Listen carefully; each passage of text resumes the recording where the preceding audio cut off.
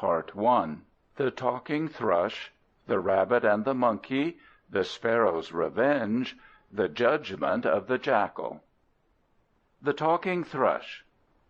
A certain man had a garden, and in his garden he sowed cotton seeds.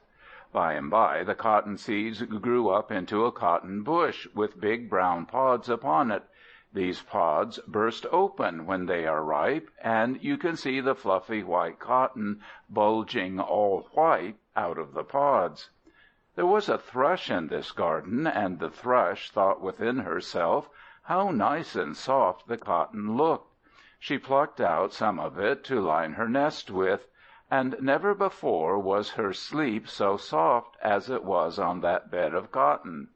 Now this thrush had a clever head, so she thought something more might be done with cotton besides lining a nest. In her flights abroad she used often to pass by the door of a cotton carder. The cotton carder had a thing like a bow, made of a piece of wood, and a thong of leather, tying the ends together into a curve. He used to take the cotton and pile it in a heap. Then he took the carding bow and twang, twang, twanged it among the heap of cotton, so that the fibers or threads of it became disentangled. Then he rolled it up into oblong balls and sold it to other people, who made it into thread. The thrush often watched the cotton carder at work. Every day after dinner she went to the cotton tree and plucked out a fluff of cotton in her beak and hid it away. She went on doing this till at last she had quite a little heap of cotton all her own. At least it was not really her own, because she stole it, but then you cannot get policemen to take up a thrush for stealing, and as men catch thrushes and put them in a cage all for nothing, it is only fair the birds should have their turn. When the heap of cotton was big enough, our thrush flew to the house of the cotton carder and sat down in front of him. "Good day, man," said the thrush. "Good day, birdie," said the cotton carder. The thrush was not a bit afraid, because she knew he was a kind man, who never caught little birds to put them in a cage. He liked better to hear them singing free in the woods. "Man," said the thrush, "I have a heap of beautiful cotton, and I'll tell you what, you shall have half of it if you will card the rest and make it up into balls for me." "That I will," said the man. "Where is it?" "If you will come with me," said the thrush, "I'll show you." So the thrush flew in front, and the man followed after, and they came to the place where the hoard of cotton was hidden away. The man took the cotton home and carded it and made it into balls. Half of the cotton he took for his trouble, and the rest he gave back to the thrush. He was so honest that he did not cheat even a bird, although he could easily have done so. For birds cannot count, and if you find a nest full of eggs and take one or two, the mother bird will never miss them. But if you take all, the bird is unhappy. Not far away from the carder lived a spinner. This man used to put a ball of cotton on a stick, and then he pulled out a bit of the cotton without breaking it, and tied it to another little stick with a weight on it. Then he twisted the weight and set it a-spinning, and as it span he held the cotton ball in one hand and pulled out the cotton with the other, working it between finger and thumb to keep it fine. Thus the spindle went on spinning, and the cotton went on twisting, until it was twisted into thread. That is why the man was called a spinner. It looks very easy to do when you can do it, but it is really very hard to do well. To this spinner the thrush came, and after bidding him good day, said she, "Mr. Spinner, I have some balls of cotton all ready to spin into thread. Will you spin one half of them into thread for me, if I give you the other half?" "That I will," said Mr. Spinner, and away they went to find the cotton balls, thrush first and the spinner following. In a very few days the spinner had spun all the cotton into the finest thread.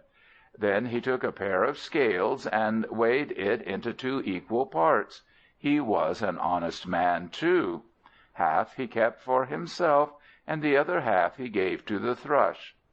The next thing this clever Thrush did was to fly to the house of a weaver. The weaver used to buy thread and fasten a number of threads to a wooden frame called a loom, which was made of 2 upright posts with another bar fastened across the top. The threads were hung to the crossbar, and a little stone was tied to the bottom of each to keep it steady. Then the weaver wound some more thread around a long stick called a shuttle, and the shuttle he pushed in front of one thread and behind the next, until it had gone right across the whole of the threads, in and out. Then he pushed it back in the same way, and after a bit the upright threads and the cross threads were woven together and made a piece of cloth. The Thrush flew down to the weaver, and they made the same bargain as before. The weaver wove all the thread into pieces of cloth, and half he kept for himself, but the other half he returned to the Thrush. So now the Thrush had some beautiful cloth, and I dare say you wonder what she wanted it for. As you have not been inquisitive, I will tell you. She wanted clothes to dress herself. The Thrush had noticed that men and women walking about wore clothes, and being an ambitious Thrush, and eager to rise in the world, she felt it would not be proper to go about without any clothes on. So she now went to a tailor and said to him, "Good Mr. Tailor, I have some pieces of very fine cloth, and I should be much obliged if you would make a part of it into clothes for me. You shall keep 1/2 of the cloth for your trouble." The tailor was very glad of this job, as times were slack. So he took the cloth and at once set to work. Half of it he made into a beautiful dress for the Thrush, with a skirt and jacket and sleeves in the latest fashion. And as there was a little cloth left over, and he was an honest tailor, he made her also a pretty little hat to put on her head. Then the Thrush was indeed delighted, and felt there was little more to desire in the world. She put on her skirt and her jacket with fashionable sleeves and the little hat, and looked at her image in a river, and was mightily pleased with herself. Now she became so vain that nothing would do but she must show herself to the king. So she flew and flew, and away she flew, until she came to the king's palace. Into the king's palace she flew, and into the great hall, where the king sat, and the queen, and all the courtiers. There was a peg high up on the wall, and the Thrush perched on this peg and began to sing. "Oh, look there!" cried the queen, who was the first to see this wonderful sight. "See, a Thrush in a jacket and skirt and a pretty hat."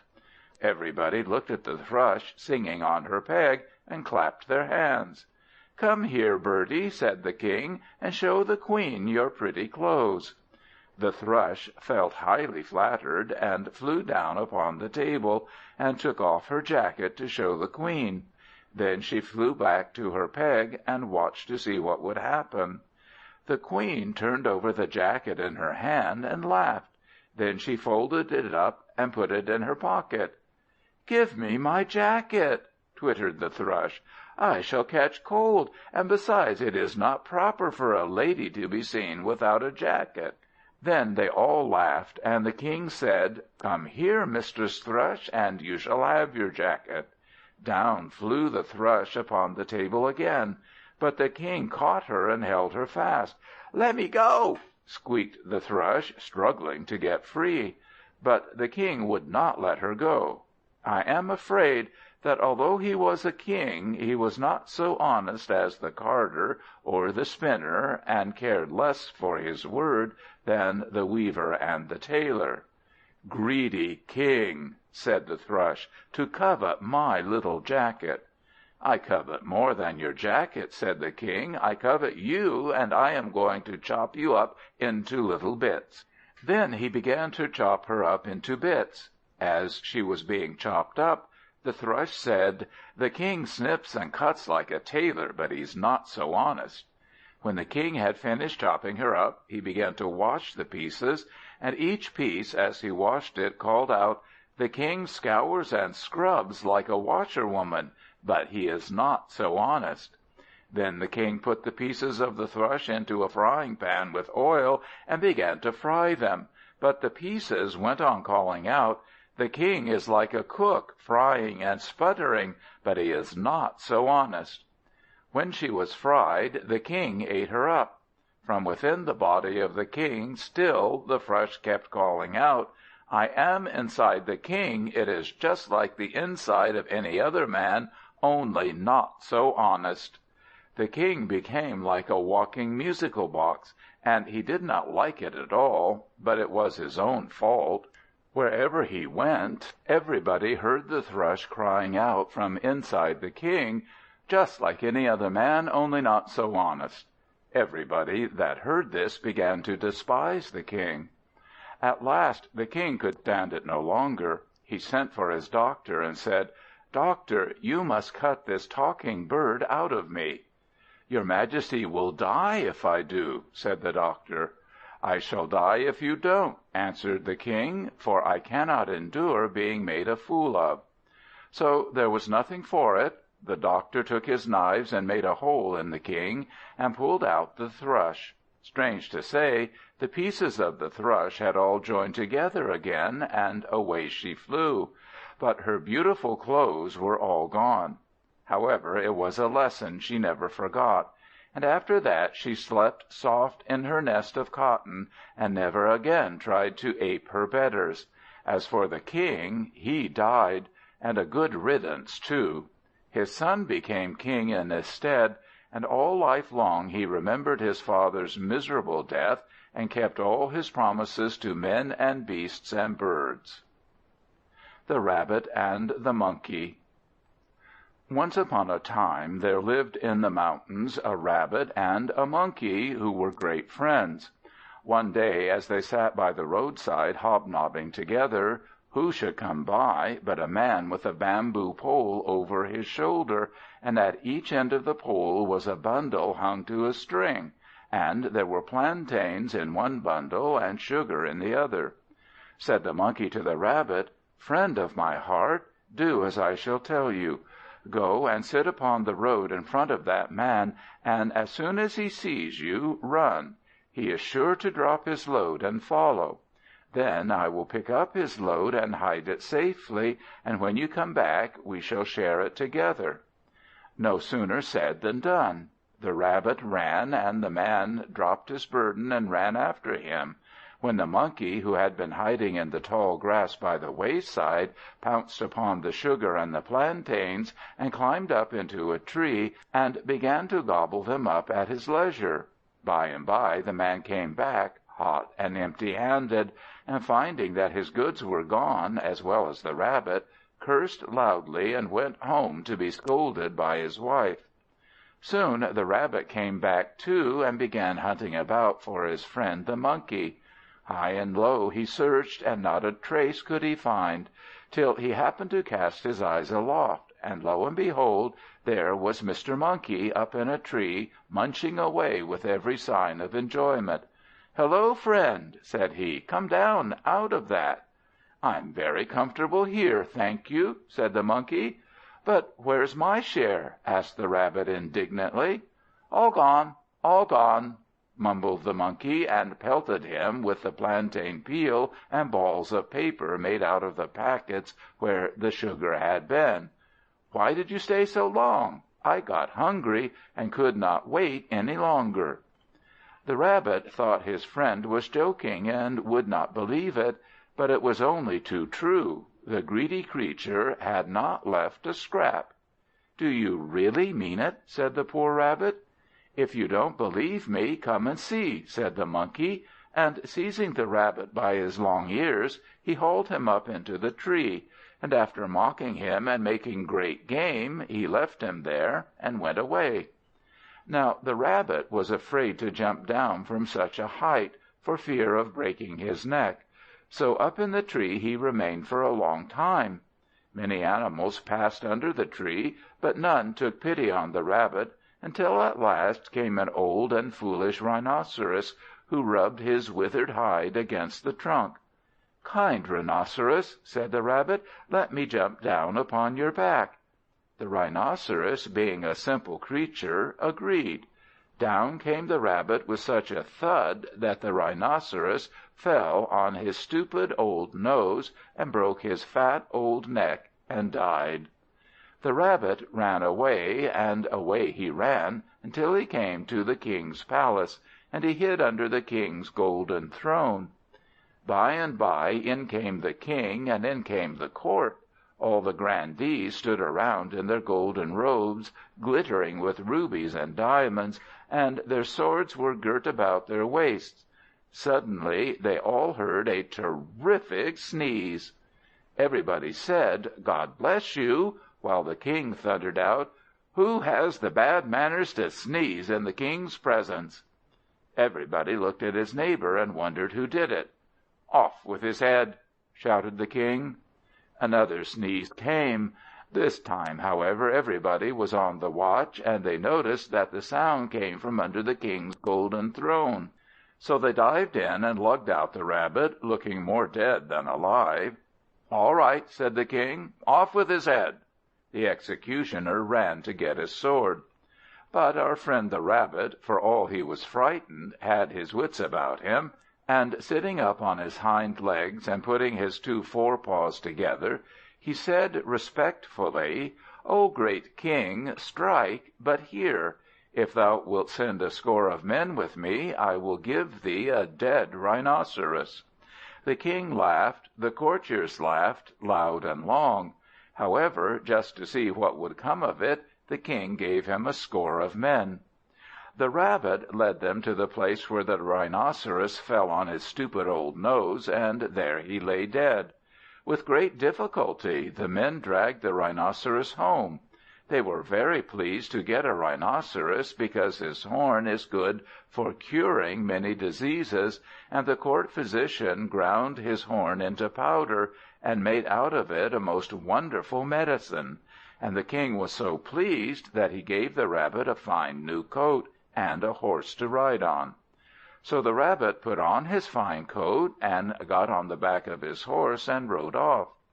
On the way, who should meet him but his friend the Monkey. "Hullo!" said the Monkey, "where did you get all that finery?" "The King gave it to me," says the Rabbit. Says the Monkey, "And why should the King give all this to a fool like you?" The Rabbit replied, "I, whom you call a fool, got it by sneezing under the King's golden throne. Such a lucky sneeze that the soothsayers prophesied to the King long life and many sons." Then he rode away. The Monkey fell a-thinking how nice it would be if he could get a fine coat and horse, as the Rabbit had done. "I can sneeze," thought he. "What if I try my luck?" So he scampered away, and away he scampered, till he came to the King's palace, and hid himself under the King's golden throne. When the King came in, and all his courtiers in gorgeous array as before, our Monkey underneath the throne sneezed in the most auspicious manner he could contrive. "Who is that?" thundered the King, glaring about him. "Who has the bad manners to sneeze in the King's presence?" They searched about until they found the Monkey hidden under the throne, and hauled him out. "What hast thou, wily tree climber?" asked the King, "that I should not bid the executioner cut off thy head?" The Monkey had no answer ready. At last he said, "O King, I have some plantain peel and pellets of paper." But the King was angry at this, and the greedy Monkey was led away, and his head was cut off. The Sparrow's Revenge. Once there was a pair of sparrows that were very fond of each other, and lived in a nest together, as happy as the day was long. The hen laid eggs and sat upon them, and the cock went about picking up food for them both, and when he had got food enough, he sat on a twig close by the nest and twittered for joy. But it happened one day that a boy saw Cock Sparrow pecking at some seeds, and he picked up a stone and threw it at him, and killed him. So no food came home that morning, and Hen Sparrow grew anxious, and at last set out to find him. In a little while she found his dead body lying in a ditch. She ruffled up her feathers and began to cry. "Who can have killed him?" she said. "My poor, kind husband, who never did harm to any one." Then a raven flew down from a tree where he had been sitting, and told her how a cruel boy had thrown a stone at him and killed him for sport. "He saw it," said the raven, "as he was sitting on the tree." Now Hen Sparrow determined to have her revenge. She was so much troubled that she left her eggs to hatch themselves, or to addle if they would, and gathering some straw, she plaited it into a beautiful straw carriage, with 2 old cotton reels for wheels, and sticks for the shafts. Then she went to the hole of a rat who was a friend of hers, and called down the hole, "Mr. Rat, Mr. Rat!" "Yes, Mrs. Sparrow," said the rat, coming out of the hole and making a polite bow. "Some one has thrown a stone at my husband and killed him. Will you help me to get my revenge?" "Why," said the rat, "how can I help you?" "By pulling me along in my carriage," said Mrs. Sparrow.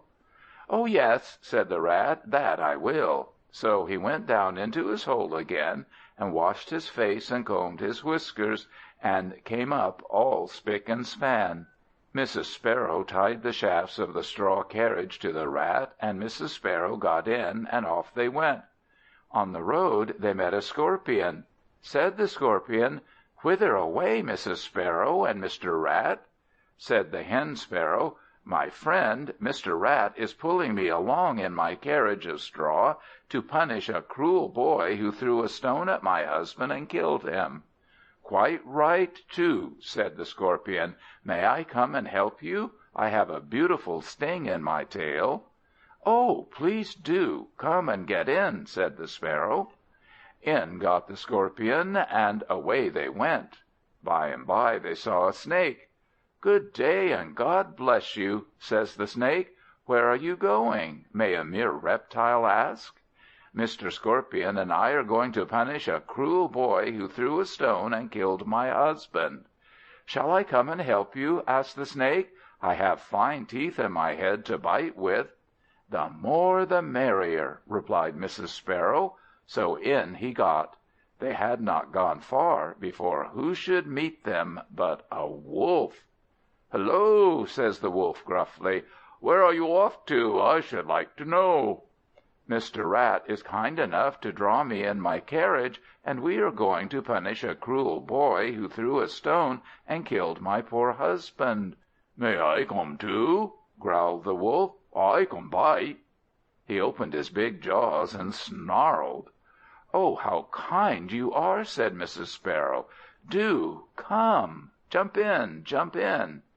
The poor rat looked aghast at such a load to pull, but he was a gentlemanly rat, and so, having offered to pull the carriage, he said nothing. So the big wolf got in, and nearly sat on the scorpion's tail. If he had, he wouldn't have sat long, I think. However, the scorpion got out of the way, and on they went, all four, the poor rat pulling with all his might, but rather slow at that. In due time they arrived at the cruel boy's house. His mother was cooking the dinner, and his father was fast asleep in a chair. There was a river close by the house, and the wolf went down to the river and hid himself there. The snake crawled among the peats, and the scorpion began to climb up into the chair where the man was sleeping. Then Mrs. Hen Sparrow flew in at the door and twittered, little boy, there's a fish biting at your night line." Up jumped the boy, and out he ran, to look at the night line. But as he was stooping down and looking at the line to see if any fish were hooked, the wolf pounced upon him and bit him in the throat, and he died.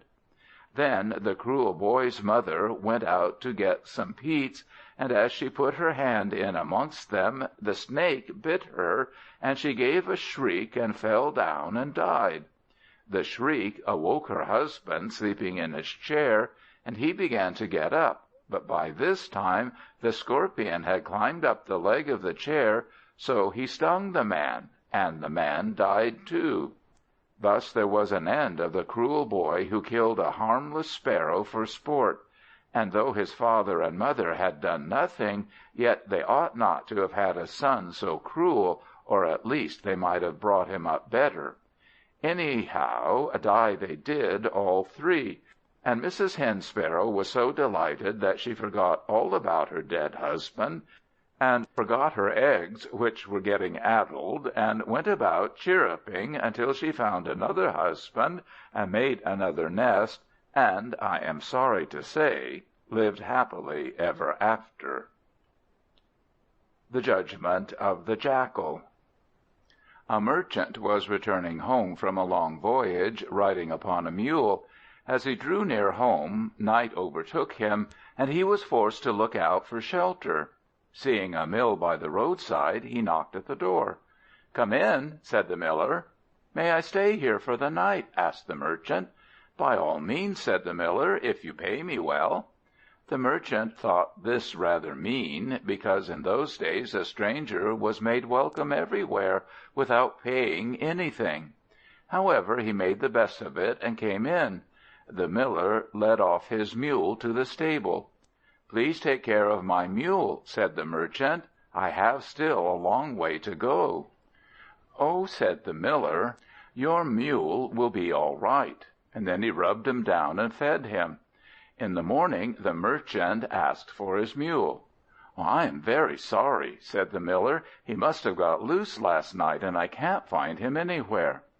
The merchant was much dismayed. He went out to look for himself, and there to be sure was his mule tied by the halter to the mill. "Why, look here, miller," says he, "here is the mule." "Oh no," said the miller, "that mule is mine." "Yours?" said the merchant, getting angry. "Last night your stable was empty, and don't you think I know my own mule?" "That is mine," said the miller again. "My mill had a young mule in the night, and that is he." The merchant was now very angry indeed, but he could not help himself, as he did not want to fight. He was a very peaceful merchant. So he said, "Well, I have no doubt it's all right, but just to satisfy me, let us ask the Reverend Dr. Jackal to decide between us, and whatever he says I will abide by." "Very good," answered the miller, and away they went to the den of his Reverence the Jackal. Dr. Jackal was sitting with his hind legs crossed, and smoking a hubble-bubble.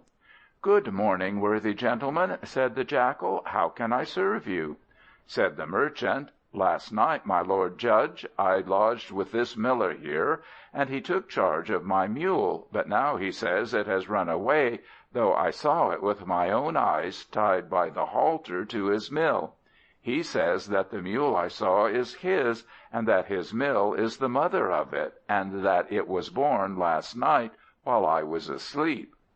"Go back to the mill," said the Jackal, "and wait for me. I will just wash my face, and then I'll settle your business." They went away and waited a long time, but no Jackal. Late in the afternoon they got tired of waiting for the Jackal, and determined to go and look for him. There he was, still sitting in his den, and smoking a hubble-bubble. "Why didn't you come?" asked the miller. "We have been waiting for you all day." "Oh, my dear sir, I was too busy," said the Jackal. "When I went to wash my face, I found that all the water had caught fire. I have just put it out." "You must be mad, your reverence," said the miller. "Who ever heard of water catching fire?" "And who ever heard," replied the Jackal, "of a mill having a young mule?" The miller saw that he was found out, and was so much ashamed that he gave back the mule to its owner, and the merchant went home.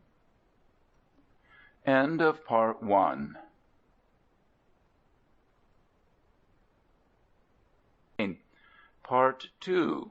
How the Mouse got into his hole. King Solomon and the Owl, the Camel's Neck, the Quail and the Fowler, the King of the Kites, the Jackal and the Camel, the Wise Old Shepherd. How the Mouse got into his Hole. A merchant was going along the road one day with a sack of peas on the back of an ox.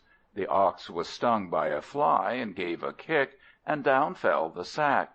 A mouse was passing by, and the merchant said, "Mousie, if you will help me up with this sack, I will give you a pea."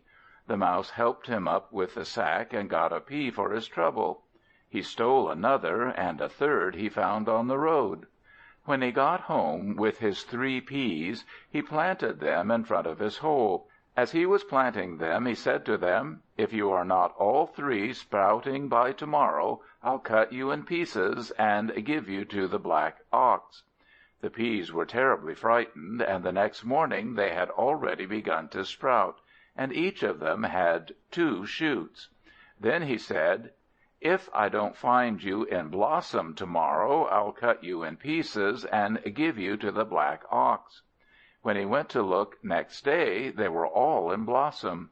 So he said, "If I don't find ripe peas on you tomorrow, I'll cut you in pieces and give you to the black ox."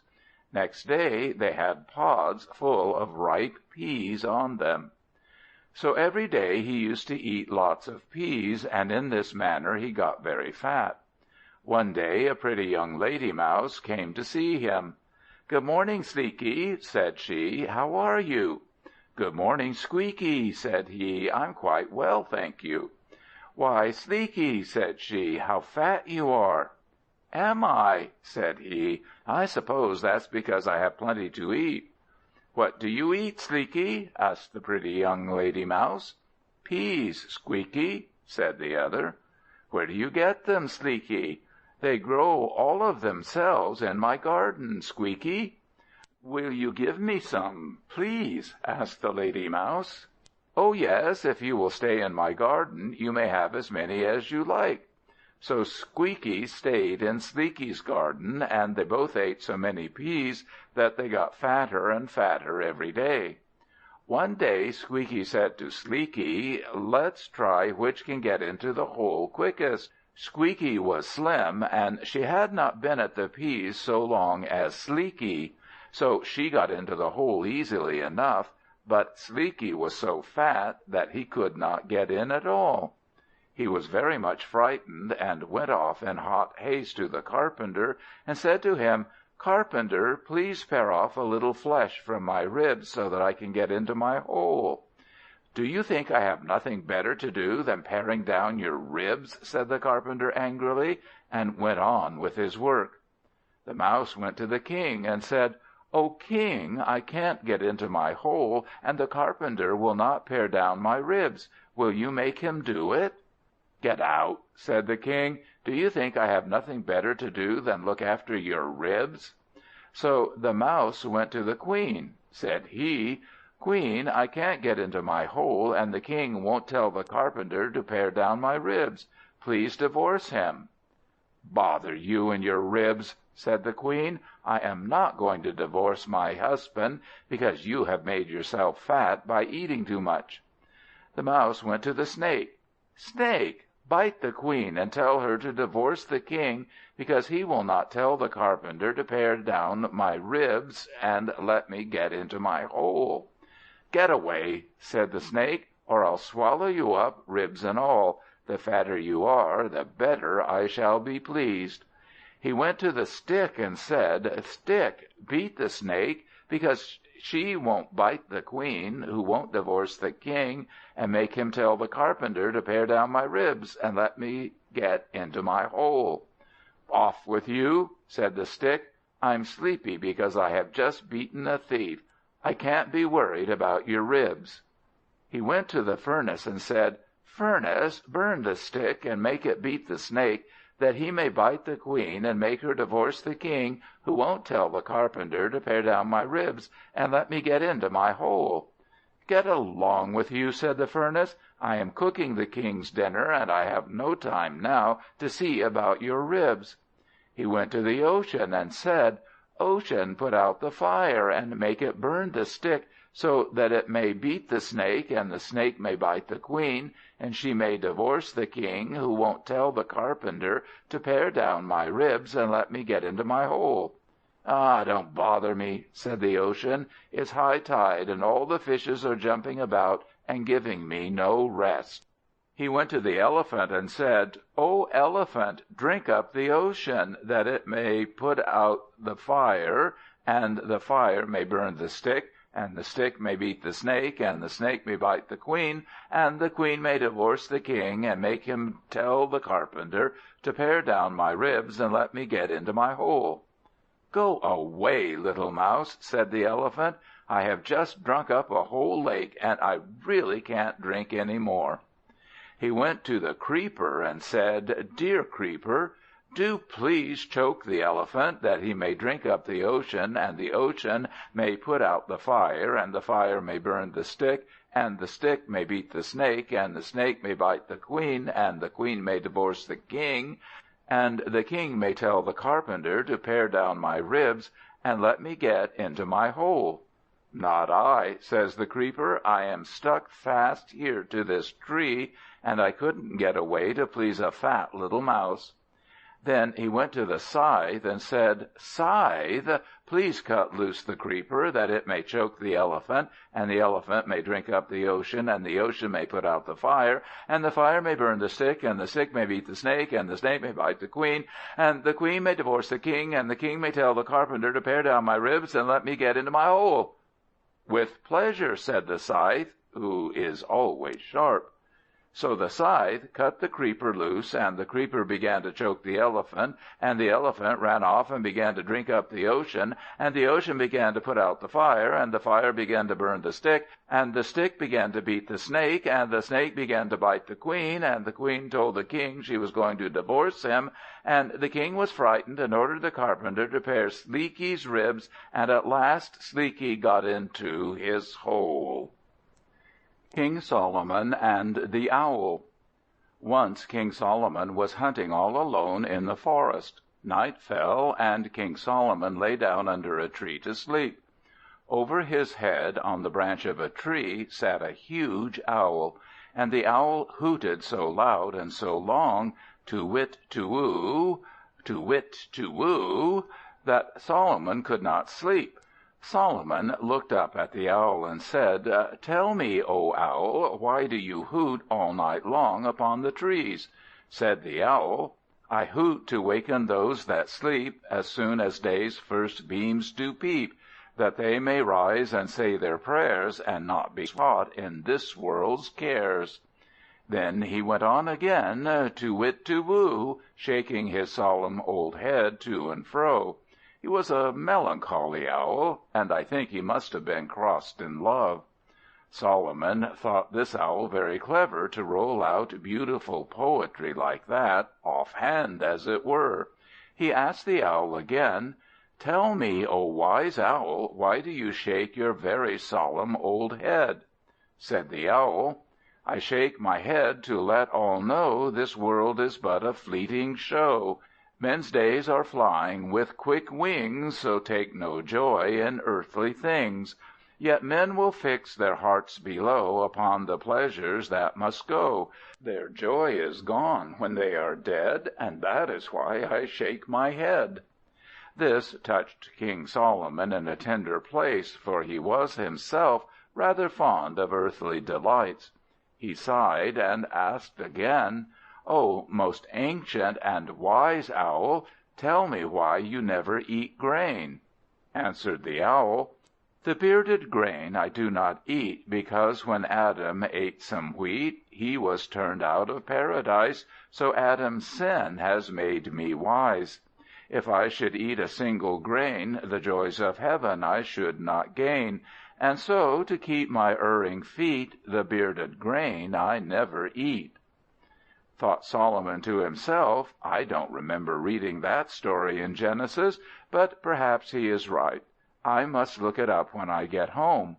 Then he spoke to the Owl once more, and said, "And now, good Owl, tell me why you drink no water at night." Said the Owl, Since water all the world did drown in Noah's day, I will drink none. Were I to drink a single drop, my life would then most likely stop." Solomon was delighted to find the Owl so wise. "O my Owl," said he, "all my life long I have been looking for a counsellor who had reasons to give for what he did. I have never found one until I found you. Now I beg you to come home with me to-morrow, and you shall be my chief counsellor, and whatever I purpose I will first ask your advice." The Owl was equally delighted, and said, "Thank you." Thinking of the greatness that was to be his, the Owl stopped crying "to wit, to woo," and Solomon went to sleep. The Camel's Neck. Once upon a time there was a very religious Camel. At least he was religious after the fashion of his country. That is, he used to mortify his flesh by fasting, and scratch himself with thorns, and lie awake all night meditating upon the emptiness of the world. That is what men used to do in that country, in order to please their gods. One of these gods was very much pleased with the piety of the Camel. So one night, as the Camel was fasting, and saying over and over to himself, "Vanity of vanities, all is vanity," the god appeared before him. He was a curious-looking god, and he had 4 hands instead of 2, but the Camel did not mind that, nor did he laugh. On the contrary, he went down on his knees and bowed before him. "O Camel," said this god, "I have seen your fasting and heard your prayers, and I have come to reward you. Choose what boon you like, and it shall be yours." "O mighty God, I should like to have a neck 8 miles long." The god answered, "Be it so," and immediately the Camel felt his neck shooting out like a telescope until it was 8 miles long. It shot out so fast that the Camel found it hard to escape, running his head against the trees. However, he steered it successfully, barring a bump or two, and as, by the time his neck stopped growing, he was far out of sight of the god, he could not even say thank you. Now perhaps you will wonder why this Camel wanted a neck so long as 8 miles. I will tell you. The reason was that for all his fastings and penances, he was a lazy Camel, and he wanted to graze without the trouble of walking about. And now he could easily graze for a distance of 8 miles all around a circle, without moving from the spot where he lay. But it was rather dangerous, though he thought nothing of that, for when his head was grazing a few miles away, the hunters might stick a spear into his body, or tie his legs together without his seeing them. All the summer the Camel had a fine time of it. He lay still and comfortable, and sent his head foraging around, and strange to say, no harm happened to him. But before long the rainy season began. In the rainy season there are storms every day, and it rains cats and dogs. So when the rain began, the Camel wanted to keep dry, but he could not at first find a shed or a shelter 8 miles long, or anything like it. At last he lit on a long winding cave that held most of his long neck. So he ran his neck into the cave and lay still, with the rain pouring upon his body. This was bad enough, but worse was to come. For it happened that in this cave lived a he-jackal and a she-jackal. When the jackals saw this extraordinary neck winding along their cave, they were frightened and hid away. "What is this snake?" asked the he-jackal to his wife. "Oh dear, I don't know," whimpered his wife. "I never saw a snake like this." They kept quiet. The head passed out of view into the inner part of the cave. Then after a while the creature lay still. "Let us smell him," said the jackal. They smelt him. "He smells nice," said the she-jackal, "not a bit like a snake." "Let us taste him," said he-jackal. They took a bite. The Camel stirred restlessly. They took another bite, and liked that better still. They went on biting. The Camel curled round his head to see what was going on, but before the Camel's head could get back more than a mile or two, he grew so weak from loss of blood that he could move no more, and he died. So died the idle Camel, because the god granted him his foolish wish. Perhaps our wishes are often just as foolish, if we only knew it, and perhaps if they were fulfilled they would be the bane of us, as happened to the lazy and religious Camel. The Quail and the Fowler. A Fowler once caught a Quail. Said the Quail to the Fowler, "O Fowler, I know 4 things that will be useful for you to know." "What are they?" asked the Fowler. "Well," said the Quail, "I don't mind telling you 3 of them now. The first is, fast caught, fast keep. Never let a thing go when once you have got it. The second is, he is a fool that believes everything he hears. And the third is this, it's of no use crying over spilt milk." The Fowler thought these very sensible maxims. "And what is the fourth?" he asked. "Ah," said the Quail, "you must set me free if you want to hear the fourth." The Fowler, who was a simple fellow, set the Quail free. The Quail fluttered up into the tree and said, "I see you take no notice of what I tell you. Fast caught, fast keep, I said, and yet you have let me go." "Why, so I have," said the Fowler, and scratched his head. He was a foolish Fowler, I think. "Well, never mind. What is the fourth thing? You promised to tell me, and I am sure an honourable Quail will never break his word." "The fourth thing I have to tell you is this. In my inside is a beautiful diamond weighing 10 pounds, and if you had not let me go, you would have had that diamond, and you need never have done any more work in all your life." "Oh dear, what a fool I am!" cried the Fowler. He fell on his face and clutched at the grass and began to cry. "Ah!" laughed the Quail. "He is a fool who believes everything he hears." "What?" said the Fowler, and stopped crying.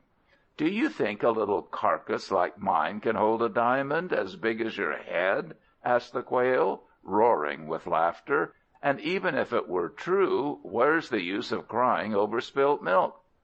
The Quail spread his wings. "Good-bye," said he. "Better luck next time, Fowler," and he flew away. The Fowler sat up. "Well," said he, "that's true, sure enough." He got up and brushed the mud off his clothes. "If I've lost a Quail," said he, "I've learnt something." And he went home, a sadder but a wiser man. The King of the Kites. A Mouse one day met a Frog whom he knew very well, but the Frog turned up his flat nose and would not speak to him. "Friend Frog," said the Mouse, "why are you so proud to-day?" "Because I am King of the Kites," said Froggy. You must not suppose that this means a paper kite with a tail. There is a kind of bird called a kite. It is like a hawk, only bigger. How absurd it was of this Frog, who could not even fly, to call himself the King of the Kites. And the Mouse was just as absurd, for he answered, "Stuff and nonsense! I am King of the Kites." I don't know whether they really believed this themselves, or whether they were only trying to show off. Anyhow, both stuck to it stoutly, and a pretty quarrel was the result. The Mouse grew red in the face, and as for Froggy, he was nearly bursting with rage. At last they agreed to refer the decision to a council. The council was made up of a Bat, a Squirrel, and a Parrot. The Parrot took the chair because he was the biggest, and also because he could talk most, and was therefore thought to be wise. "I vote for the Mouse," said the Bat. Not that he knew anything about it, but you see a Bat is very like a Mouse, and he wanted to stand up for the family. "And I," said the Squirrel, "vote for my friend Froggy." He knew nothing about it either, but he wanted to show that even a Squirrel has an opinion of his own. So it fell to the Parrot to give the casting vote, and decide the matter. He took a long time to decide, about 2 hours, and while he was thinking, and the others were all intent to hear what he should say, down from the sky swooped a Kite, and the Kite stuck one claw into the Mouse's back, and one claw into the Frog, and carried them both away to his nest, and ate them for dinner. So that was the end of the 2 kings of the Kites. The other 3 creatures, in a great fright, made themselves scarce, lest the Kite should come back and eat them too. The Jackal and the Camel. Once a Camel was grazing in a forest. He had a ring in his nose, as the custom is, and to the ring was tied a string by which the Camel's master used to lead him about. As the Camel grazed, the leading string became entangled in a bush, and the Camel could not get it loose. The misfortune so much confused the mind of the Camel that he did not know what to do. Suddenly, as the Camel was struggling to get free from the bush, a Jackal appeared. "Brother Jackal," said the Camel, "do please set me free from this bush."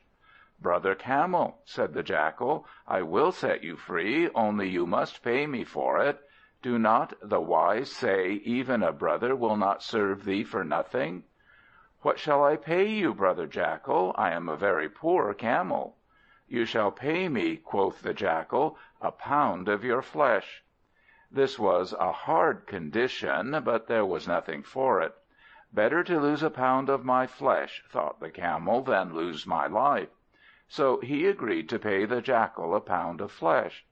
Then the Jackal set the Camel free, and the Camel sat down on the ground and said, "I am ready. Take your pound of flesh." "Open your mouth, then," said the Jackal. "Why?" asked the Camel. "Because I choose to take my pound of flesh from your tongue." This was a terrible blow. The Camel could not agree, because he knew that if his tongue were torn out, he was bound to die. So he said, "I did not promise you my tongue." "You did," said the Jackal.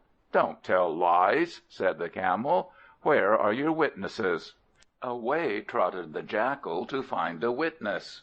First he asked the Lion if he would bear witness that he heard the Camel promise to give his tongue. He promised to give him the half of all he should get as a reward. "Go away," said the King of Beasts. "I am a lion, not a liar." Then he asked the Tiger, but the Tiger said, "I don't care for camel's meat, so it isn't worth my while." And so the Jackal tried one beast after another, but none of them would help him, until he came to the Wolf. "Friend Wolf," said the Jackal, "if you will only swear that you heard the Camel promise me his tongue, you shall have half." "Half a tongue?" quoth the Wolf. "That's poor provender." "No, no," said the Jackal, "half the Camel. Don't you see that if we tear out his tongue, the Camel will soon bleed to death?" "True, so he will," said the Wolf. "Well, I agree." So the Wolf and the Jackal went back to the Camel, and the Wolf said, raising his right forepaw to heaven, "I swear by heaven that I heard this Camel promise to give his tongue to this Jackal." Of course this was a lie, and they all knew it, but the Camel did not like to appear mean, and besides, they were 2 to 1. "Very well," said the Camel, "come and take it." The Camel opened his mouth wide, the Jackal put his head in the Camel's mouth, and as he did so, the Camel curled his tongue backward, so that the Jackal could not reach it. The Jackal pulled his head out again, and said to the Wolf, "My mouth is too small. You try now. You have a big gape." Then the Wolf put his head in the Camel's mouth. The Camel curled his tongue back and back, and the Wolf pushed in his head further and further. At last all the Wolf's head was inside. Then the Camel snapped his jaws together upon the Wolf's head. "Oh, Daddy Camel," said the Wolf, half throttled, "what is this?" "This," said the Camel, rolling up the white of his eyes to the sky in a most pious fashion, "this is the result of telling a lie." The Camel said nothing at all, but simply throttled the Wolf to death, and the Jackal ran away. I think you will agree with me that the Jackal, who made the Wolf tell a lie, was wickeder than the Wolf, who told it, but yet he laughed at the Wolf and got off himself scot-free. This often happens in this world, but we will hope that some other time his sin was bound to find him out. The Wise Old Shepherd. Once upon a time a snake went out of his hole to take an airing. He crawled about, greatly enjoying the scenery and the fresh whiff of the breeze, until, seeing an open door, he went in. Now this door was the door of the palace of the king, and inside was the king himself with all his courtiers. Imagine their horror at seeing a huge snake crawling in at the door. They all ran away, except the king, who felt that his rank forbade him to be a coward, and the king's son. The king called out for somebody to come and kill the snake, but this horrified them still more, because in that country the people believed it to be wicked to kill any living thing, even snakes and scorpions and wasps. So the courtiers did nothing, but the young prince obeyed his father and killed the snake with his stick. After a while the snake's wife became anxious and set out in search of her husband. She too saw the open door of the palace, and in she went. Oh, horror! There on the floor lay the body of her husband, all covered with blood, and quite dead. No one saw the snake's wife crawl in. She inquired from a white ant what had happened, and when she found that the young prince had killed her husband, she made a vow that as he had made her a widow, so she would make his wife a widow. That night, while all the world was asleep, the snake crept into the prince's bedroom and coiled around his neck. The prince slept on, and when he awoke in the morning he was surprised to find his neck encircled with the coils of a snake. He was afraid to stir, so there he remained until the prince's mother became anxious, and went in to see what was the matter. When she entered his room and saw him in this plight, she gave a loud shriek and ran off to tell the king. "Call the archers," said the king. The archers came, and the king told them to go into the prince's room and shoot the snake that was coiled about his neck. They were so clever that they could easily do this without hurting the prince at all. In came the archers in a row, fitted the arrows to the bows. The bows were raised ready to shoot, when on a sudden from the snake there issued a voice which spoke as follows: "O archers, wait and hear me before you shoot. It is not fair to carry out the sentence before you have heard the case. Is not this good law, an eye for an eye and a tooth for a tooth? Is it not so, O king?" "Yes," replied the king, "that is our law." "Then," said the snake, "I plead the law. Your son has made me a widow, so it is fair and right that I should make his wife a widow." "That sounds right enough," said the king, "but right and law are not always the same thing. We had better ask somebody who knows." They asked all the judges, but none of them could tell the law of the matter. They shook their heads and said they would look up all their law books and see whether anything of the sort had ever happened before, and if so, how it had been decided. That is the way judges used to decide cases in that country, though I dare say it sounds to you a very funny way. It looked as if they had not much sense in their own heads, and perhaps that was true. The upshot of all was that not a judge would give any opinion, so the king sent messengers all over the countryside to see if they could find somebody somewhere who knew something. One of the messengers found a party of 5 shepherds who were sitting upon a hill and trying to decide a quarrel of their own. They gave their opinions so freely and in language so very strong that the king's messenger said to himself, Here are the men for us. Here are 5 men, each with an opinion of his own, and all different." Post haste he scurried back to the king, and told him he had found at last some one ready to judge the knotty point. So the king and the queen, and the prince and the princess, and all the courtiers got on horseback, and away they galloped to the hill whereupon the 5 shepherds were sitting, and the snake too went with them, coiled round the neck of the prince. When they got to the shepherds' hill, the shepherds were dreadfully frightened. At first they thought that the strangers were a gang of robbers, and when they saw that it was the king, their next thought was that one of their misdeeds had been found out, and each of them began thinking what was the thing he had done, and wondering, was it that? But the king and his court got off their horses, and said "Good day" in the most civil way, so the shepherds felt their minds set at ease again.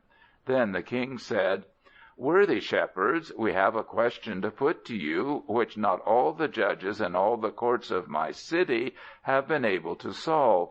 Here is my son, and here, as you see, is a snake coiled round his neck.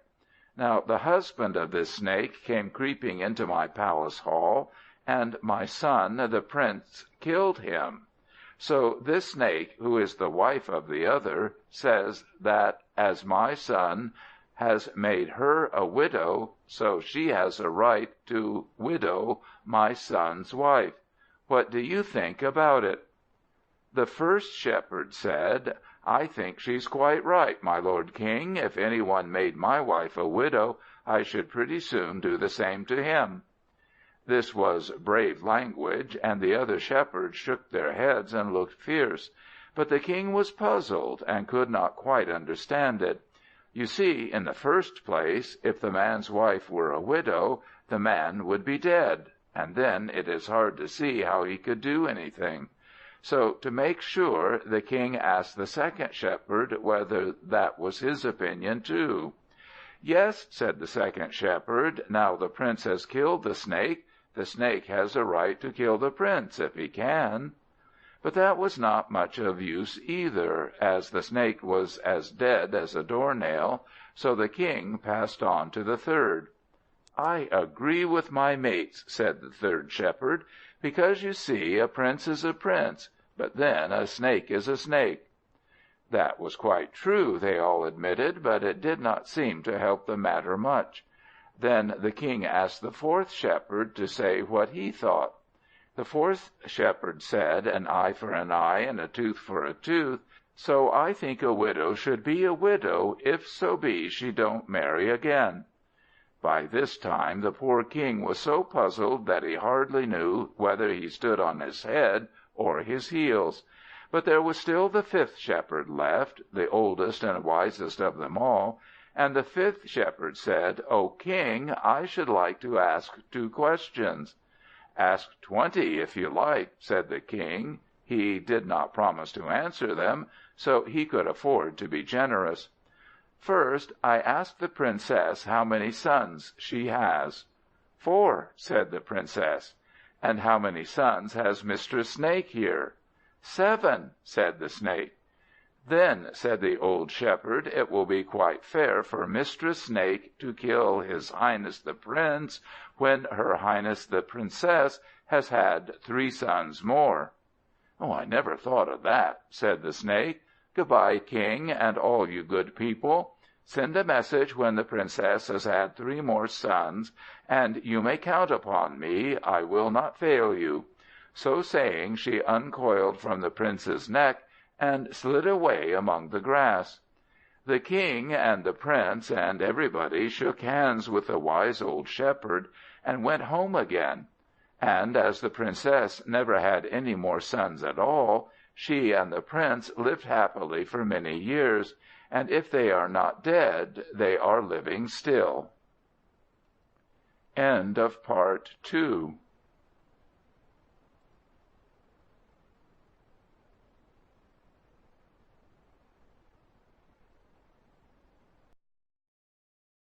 Part 3. Beware of bad company. The Foolish Wolf, Reflected Glory, The Cat and the Sparrows, The Foolish Fish, The Clever Goat. Beware of bad company. A beautiful young swan lived by a beautiful lake. All day long he used to sail gracefully over the water, curving his neck to look at his own image, or pluming his white wings, and when he was tired he would go to his nest in the rushes and sleep, or play with his brothers and sisters. In a tree above that lake was a crow. You know that crows are dirty birds, and they feed on offal and refuse, and people dislike them. But the swan was white and clean. Still, strange as it may seem, this swan struck up a fast friendship with the crow. His mother and father begged him to keep out of bad company, but he would not listen to them. He had done better to keep to his own kind. But willful will have its way, and the swan was sorry for it too late. One day the crow said to his friend the swan, "Come, old boy, let's go and have some fun." "I'm your swan," said the other, and away they flew. They came to a tree, and under the tree was a very pious man, saying his prayers. "Here's a joke," said the crow. "Now we shall see sport." He picked up a lump of mud from the ground and flew up into the tree, and then he dropped the mud, splash, on the pious man's head. This interrupted his prayers, and he could not help feeling angry, although he was so pious. So up he got, and looked about to see who had done the mischief. By this time the mischievous crow had flown off, and he was caw-caw-cawing on another tree out of reach. But the swan sat still. He was not learned in mischief, and he did not know what to do. Then the pious man looked up into the tree and saw the swan sitting there, so of course he thought it was the swan who had dropped a piece of mud on his head. He had a big catapult with him, so he put a stone in his catapult, and slick he shot the swan. Down fell the swan with a great thud. He felt that his end was near, and how sorry he was now that he had had anything to do with the bad crow. However, it was too late now to be sorry, so he began to sing. They say that swans never sing in all their life, but when they are about to die they sing beautifully, and this is what the swan sang to the pious man. "I am no crow, as you must know, but a swan that lived by a lovely lake. With bad companions I would go, and now I die for a bad friend's sake." Then the swan died, and the pious man finished his prayers. The Foolish Wolf. A wolf and an ass were great friends, and they spent most of their time playing at an original game of their own. The game was easy enough to learn. You could play it yourselves, and it was this. First, the ass used to run away from the wolf as hard as he could, and the wolf used to follow. And then the wolf would run as hard as he could from the ass, and the ass would follow.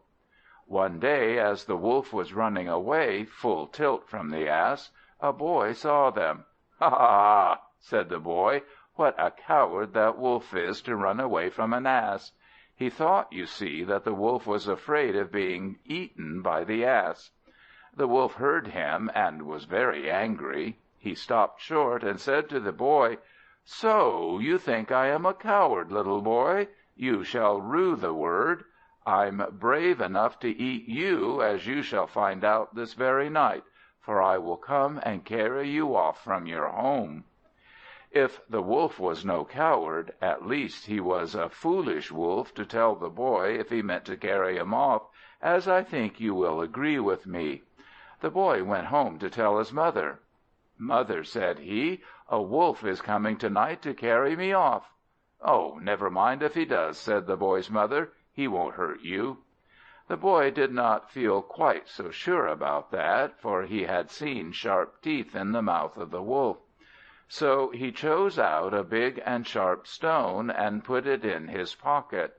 Why he did not hide I can't tell you, for he never told me, but my private opinion is he was almost as foolish as the Wolf. Well, when night came, the boy's mother went to bed, and she was soon snoring, but the boy stayed up to wait for the Wolf. About 10 o'clock came a knock on the door. "Come in," said the boy. The Wolf opened the door and came in, and says he, "Now, boy, you must come along with me." "All right," said the boy, "mother doesn't mind." I have never been able to understand why his mother did not mind, but perhaps he was a very naughty boy, and she was glad to get rid of him. If he did nothing but pull his sister's hair and put spiders down their necks, he was just as well out of the house, I think. So the boy got on the Wolf's back, and the Wolf trotted off briskly to his den. Then the Wolf thought to himself, "I have had my dinner, and I don't want any boy to-night. Suppose I leave him for to-morrow, and go for a spin with my friend the Jackass." So he left the boy in his den, and off he went after the Jackass. What makes me think more than ever that he was a foolish Wolf is that he never even tied the boy's legs together. So when the Wolf was gone, the boy went out of the den and climbed up a tree. In an hour or two, back came the Wolf, ready for bed. He looked in at the mouth of the den, but no boy. "Where on earth has that boy got to?" said he. "I left him here safe and sound." It never occurred to this Wolf that legs can walk, and boys can climb trees. He felt very anxious, and as many people do when their wits are puzzled, he opened his mouth wide. The boy saw him standing at the opening of the den with his mouth wide open, so he pulled the sharp stone out of his pocket and threw it in. This boy was a very good shot with a stone, and the stone went straight into the Wolf's inside, and cut his inside so much that he died. Then the boy climbed down from the tree, and he was at home in time for breakfast. I don't know whether his mother was pleased to see him or not, but there he was, and there he stayed, and if he has not gone away, he is there still. Reflected Glory. There was a shepherd who owned a multitude of goats. Among these was one goat, weak and lame. You may suppose that the shepherd took special care of this lame goat, but not he. On the contrary, he beat him and bullied him, and made his whole life a misery. A time came when the lame goat could stand it no longer. So, watching his chance, he gave his master the slip, and into the forest and far away. As he hobbled along, he trembled to think of the ferocious beasts that the forest was full of. But even to be devoured by an evil beast was better far than to be for ever beaten. The lame goat made up his mind that the only way by which he could save his life was to gain the protection of some powerful beast. So he kept his eyes open as he hobbled along, and by, what should he see but a dark cave, and at the mouth of the cave a lion's footprints. Now a lion was just the beast the goat wanted, for to begin with, he is the king of beasts, and all the other beasts fear him. And then, too, he is a noble beast, and if he passes his word, he will never break it. Of course, it might be that the lion would eat our goat first, and ask questions afterwards, but the goat had to take his chance of that. The upshot of it was that the lame goat sat down by the lion's den and waited. By and by, trippity-trip, trippity-trip, and up came a jackal. Said the jackal to the goat, "God bless you, Gaffer Goat, you'll be the first food that has passed my lips this many a day." "Dear grandson," said the goat, "God bless you too. I'm here to be eaten, that is true enough, but I'm meat for your betters. He whose footprints you see here has bidden me wait until he wants me." The jackal looked at the footprints and saw they were a lion's. "Aha!" thought he, "let sleeping dogs lie. If I eat the lion's meat, the lion will devour my cubs." Then he went away sorrowful. A little while, and trippity-trap, up came a Wolf. Quoth the Wolf, "Well met, Nuncle Goat, you make my mouth water. A 5 days' fast is sauce for the dinner." "Well met, my dear nephew," says the lame Goat, "but you had better leave me alone. I'm food for your betters. Look upon these footprints, and let me tell you that he who made them has bidden me wait here until he is hungry." "Ho, ho!" said the Wolf, "a Lion. Who tackles the strong will not live long. If I eat King Lion's meat, King Lion will make a meal of my cubs." Away went the Wolf, trappity-trip, trappity-trip. A little while more, and swish, swish, swish, the Lion himself came stalking slowly along, whisking away the flies with his tail. When he saw the Goat sitting beside his den, says he, "Friend Goat, what want you here? Are you anxious to make a meal for me?" "O King Lion," said the Goat, bowing before him very humbly, "here I have been sitting these 2 hours, and wolves and jackals came to eat me, but the sight of your footprints was safety for me. I told them I was yours, and they took to their heels for fear. Now eat me if you will, for yours I am." Then the Lion said, "O Goat, if you have called yourself mine, never will I devour you. I will see to it that you are well treated."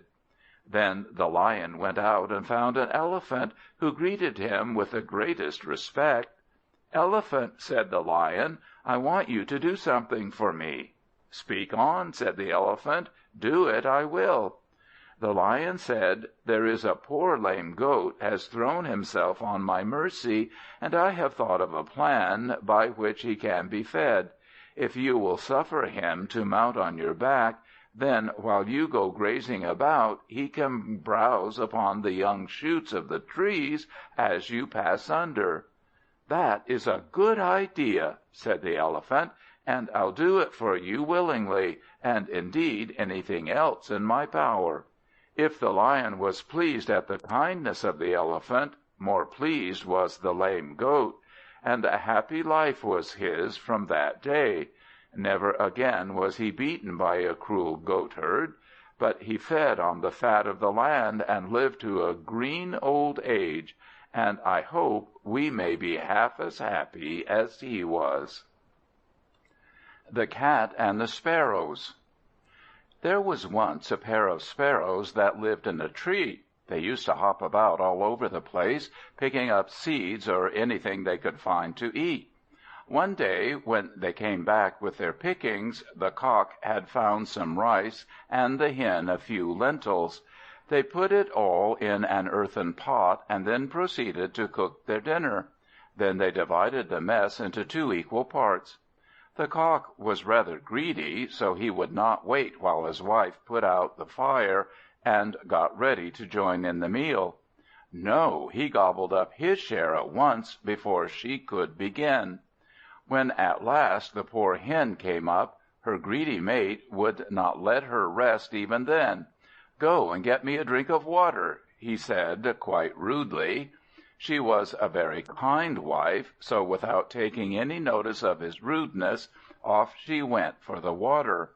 While she was gone, the Cock Sparrow's eye fell on his wife's share of the dinner. "Ah," thought he, "how I should like another bit! Well, why shouldn't I have it? A man does all the work, and women don't want much to eat at any time." So without any more ado, he just set to and gobbled up his wife's share. Back came the Hen Sparrow with a drink of water for her husband. When he had drunk it up, and I am afraid he forgot to say thank you, she turned round to look for her dinner. Lo and behold, there was none. What could have become of it? As she was wondering, she happened to look at her husband. He looked so guilty that there could be no manner of doubt where her dinner was. "You greedy bird," said she, "why have you eaten my dinner?" "I haven't touched your dinner," said the Cock angrily. "I'm sure you have," said she. or you would not look so guilty. Why, you are actually blushing." And so indeed he was. The tip of his beak was quite red. However, he still denied it, and grew angrier and angrier, as people do when they know that they are in the wrong. They had a terrible quarrel. At last the Hen Sparrow said, "Well, I know a way to find out whether you are telling lies or not. You come along with me." And she made him go with her to the well. Across the top of the well she stretched a piece of string, and she sat on the middle of the string and began to chirp. "If I am telling lies, I pray I may fall in." But though she sat there a long time chirping away, she did not fall in. Then came the Cock Sparrow's turn. He perched on the string and began to chirp, "If I am telling lies, may I fall into the well." But hardly had he got the words out of his mouth when, splash, down he went. Then the Hen was very sorry that she had proposed this plan. She began to weep and cheep, and said, "Alas, alas! Why didn't I leave it alone? What does it matter if he eats my dinner, so long as I have my dear husband? Now I have killed him by my folly." Just at that moment up came a Cat. "What's the matter?" said the Cat. "Cheep, cheep, cheep," said the Hen Sparrow. "My husband has fallen into the well, and I don't know how to get him out." "If I get him out," said the Cat, "will you let me eat him?" "Of course you may," said the Hen Sparrow. So the Cat climbed down and pulled out the Cock Sparrow. When she had brought him to the edge of the well, said she, "Now I'm going to eat him as you promised." "Oh, all right," said the Hen, "but stop a minute. Your mouth is dirty. I am sure you have been eating mice. Now, haven't you?" "Why, yes," said the Cat, "so I have." "Well," said the Hen Sparrow, "you must get yourself clean. We birds are clean creatures, and you must positively wash your mouth before you begin." Away went the Cat and washed her mouth clean, and came back again. The Hen Sparrow looked at her carefully. "You have not washed your whiskers," said she. "They are still dirty." The Cat went obediently and washed her whiskers. Meanwhile the Cock Sparrow had been sitting on the edge of the well in the sun, and by this time his feathers were quite dry. So his Hen chirped to him, "Now, dear, you can fly. Let's be off." And off they flew together, and the Cat was left licking her chops and wishing she had not been such a fool. The Foolish Fish. A fish was once flapping and flopping on the sand by the banks of a river. She was a lady fish. How she got there I don't know, but she had been better to stay at home, as you shall hear. Well, she flapped away on the sand, and couldn't get off. She began to feel very dry. A man came by, riding upon a horse. "Oh, man," shouted the fish, "do carry me back to the water again, or I shall be dried up and die." "No, no," said the man, "not I, indeed. You are a she, and I have had so much bother with she's in my life that I shall keep clear of you." "Oh, dear good man," cried the fish, "do please help me, and I will promise not to behave badly. I'll be as nice as any man could be. Just think, if you leave me here, I shall dry into a stick, or somebody will come along and eat me." The man scratched his head and wondered what he ought to do, but at last he took pity on the fish, and got down off his horse. Then he picked up the fish and put her on his shoulder, and walked down to the water. "Now then," said he, "in with you." "Take me into deep water," said the fish. "This won't do for me." So the good-natured fellow took her, and waded into the water till he was neck deep. Then the fish opened her mouth wide, and said, "Now I'm going to eat you. I'll teach you to say nasty things about women." That was a nice way of showing gratitude to the man, wasn't it? I wonder the man did not eat the fish, instead of the fish eating him. But I am afraid the man was rather stupid. It never occurred to him that he might eat the fish, and all he did was to scratch his head again. "That's not fair," said he. "I saved your life, and now you want to eat me. We must find some one to decide between us and say which is right." "All right," said the Fish. "Take me up on your shoulder again, and let us find somebody." So the man took her up on his shoulder again, and out of the water came he. On the bank of the river grew a crab-apple tree, and the man appealed to this tree to decide their dispute. "O tree," said he, "this fish was lying on the sand, and I saved her life, and now she wants to eat me. Do you think that is right?" "Of course," said the tree, whose temper was as crabbed as his apples, "of course. Why not? You men are always doing mischief. Here am I, an innocent crab-apple tree, and people come along and cut off my branches to shade themselves from the sun. I call that cool." "Well," said the man, "they want to be cool, and that's why they cut your branches off." "Don't be a fool," squeaked the crab-apple tree. "You know what I mean. So as you do all this damage to us, we are right to do all we can to hurt you, and therefore this fish has a right to eat you if she chooses." "Come along," said the Fish, as she opened her mouth. "Jump in." "Wait a bit," said the man. "We must try somebody else. I feel sure there is something wrong with this judgment." The Fish did not wish to ask anybody else, but she had to agree because they were on dry land. So they went along until they saw an elephant. "O elephant," cried the man, "do you see this fish? I saved her life, and now she wants to eat me. Do you think this is right?" "Right?" said the elephant. "I should rather think so. Why, you men are horrid brutes, always making us carry half a dozen of you about on our backs, or prodding us with a spike, or something nasty. Eat you up? I only wish I could eat you up, and I would do it too, but nature makes me eat leaves, and you are too tough for me to digest." So there was no comfort to be had from the elephant.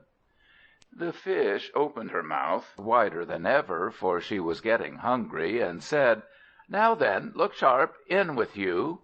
The man was in despair. What was he to do? "Give me one more chance," said he, "and if they all say the same, then you shall eat me." He looked round, and not far off he saw a Jackal. "Friend Jackal," he cried out, "I say, Jackal, stop a minute. I want to ask you something." "Oh, all right," said the Jackal. "Ask away." "The fish," said the man, "was flip-flapping around on the sand, and gasping for breath, and I saved her life. And then, as soon as she got safe back into the water again, she wanted to eat me. Do you think that's right?" Said the Jackal. "I don't quite understand. Where was the fish?" "Lying on the sand, you booby," said the Fish, getting angry. "How?" asked the Jackal. "Why," said the Fish, "what does that matter, I should like to know?" "Can't understand," said the Jackal, looking stupidly all around, and then up at the sky. "Well," said the Fish, angrier than ever, "all you're asked to do is to say whether or no I am to eat this man. Can't you do that without all this bother?" "No," said the Jackal. "Oh dear," said the Fish, "what a stupid you must be! All right then, come along and we'll show you." So she made the man take her on his shoulder again, and carry her to the place where she had been lying on the sand. "That's the place," said she. The Jackal was not satisfied yet, but he must needs see how she lay. So the man put her down on the sand, and the Fish began flip-flap-flopping again. "Now then," said the Jackal to the man, "up on the horse with you, and be off. What does the fish matter to you? Let her die. She deserves no better." The man thought this was a good idea, so he got up on his horse, and off, and was more resolved than ever to keep clear of women. But the Fish was very angry at being tricked so neatly. "You shall pay for this," she gasped to the Jackal. "I'll come and eat you in your den." "All right, you may try," said the Jackal, "but I fancy you will get eaten yourself." And so saying, away he scampered. The fish flapped and flopped until somehow or other she managed to flap herself into the water. After this the fish used to sit by the roots of a fig tree which went down into the river, with her mouth gaping, in the hope that something might fall in. The Jackal used to come down to this place to drink, and one day as he was drinking, the fish caught him tight by the leg. "Oh, you silly fish," said the Jackal, "why didn't you catch my leg?" "You have got hold of the wrong thing," said he. "There's my leg, if you want it," pointing to the root of the fig tree. The foolish fish believed she had made a mistake, and let go the Jackal's leg, and took a good bite out of the root. The Jackal laughed and scampered away, crying, "Oh, what a fool you are! You don't know wood from meat." "Never mind," said the fish. "Next time it will be my turn, and then we shall see. I'll come and eat you in your den." Next day, when the Jackal had gone into the forest to find food, our friend the fish jumped out of the water, and went rolling into the forest, until she came to the den of the Jackal, and inside the door of the Jackal's den she stood on her tail, waiting for him to come back. By and by, back came the Jackal, sure enough, but jackals are very cunning creatures, and he came up slinking quietly, and saw the fish before the fish saw him. So he called out in a loud voice, "Den, den!" No answer. Again he called out, "Den, den!" This time the fish thought that the den was no doubt accustomed to reply when the Jackal called to it. Perhaps it was shy because she was present. Anyhow, she thought she had better answer, so she called out in return, "Well, well!" "You there?" asked the Jackal. "Yes, I'm here all right," answered the fish. "Just stop a minute," said the Jackal, "and I'll be back directly." Away he ran, and the fish crept inside the hole and hid. The Jackal ran about gathering dry leaves, and with the leaves he made a little pile at the mouth of his hole. Then he went to a fire which some traveller had left smouldering, and seizing a brand he brought it and set light to the leaves at the mouth of the cave. The fire soon burned up. "Is that nice, dear den?" asked the Jackal. "Very nice, thank you," said the fish, who thought she must go on pretending. "I'll soon make you warm," said the Jackal, and he piled on more fuel. It began to get very hot. "That's enough now," said the fish. "No, no, den dear," said the cunning Jackal, laughing to himself. More and more leaves he piled on the top of the fire. One side of the fish got so hot that she turned the other. Then it got hotter and hotter, and soon the fish expired. When the fire went out, the Jackal looked into the cave, and there was the fish, done on both sides, crisp and brown. He sat down on his haunches and gobbled her up in a trice, and he never had a nicer dinner. That was the end of the foolish and ungrateful fish. The Clever Goat. A shepherd was feeding his flock on the hills, and as they were going home again in the evening, one of the goats lagged behind. Now this goat was very old, and goats are not like men, for the older they grow, the wiser they become. So this goat, being very old indeed, was also very wise. There was a very nice clump of grass by the wayside, and the wise old goat said to himself, "Here is the nicest grass I have seen for a long time. I'm not hungry because I have been eating all day, but I dare say I shall soon be hungry again, so I had better eat it while I can get it." And accordingly she set to work, and very soon she had eaten it all up, and then she trotted homeward. As the old goat went merrily trotting along, with her eyes on the ground, suddenly she looked up, and lo and behold, a huge wolf sitting on a stump, and staring at her hungrily. What was she to do? To escape was impossible. She pulled her wits together, and began, "Oh, my dear Mr. Wolf," cried she, "how delighted I am to see you! I have been looking for you all day, and now I've found you at last." The Wolf was so utterly astonished that he had not a word to say at first, but after a while he found his tongue, and thus he said, "My good Goat, you must be out of your senses. Why, I'm accustomed to feed on goats, and here you say you are glad to see me. Who ever heard of a creature so foolish as to throw itself into the jaws of death of its own free will?" "Ah," cried the Goat, "you don't know my Shepherd, that's quite clear. He is the kindest man in the world, and he has a special weakness for you. He was talking of you only this morning, and saying that he owes you a good turn for not gobbling up any of his sheep, though it is ever so long since he began to feed them in your forest. So he has sent me to you as a token of his esteem. I'm an old Goat, you see, and not much use to him now. 'No ifs and buts,' says he to me, 'off with you, and let kind Mr. Wolf eat you for his dinner.' And so here I am, and indeed you must not suppose I am here against my will. Not at all.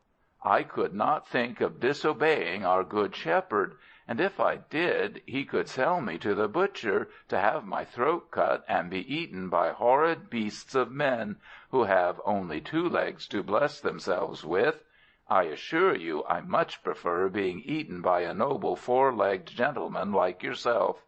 Our Wolf was still so surprised that he could find nothing to say, and the Goat went on, "Do not think, dear sir, that I am flattering you. Look at me, and judge if a respectable old Goat of my age, and at the point of death, for I see you licking your chops, whether, I say, such a one would dare to tell lies. But, Mr. Wolf, there is one reason why I shall be sorry to die.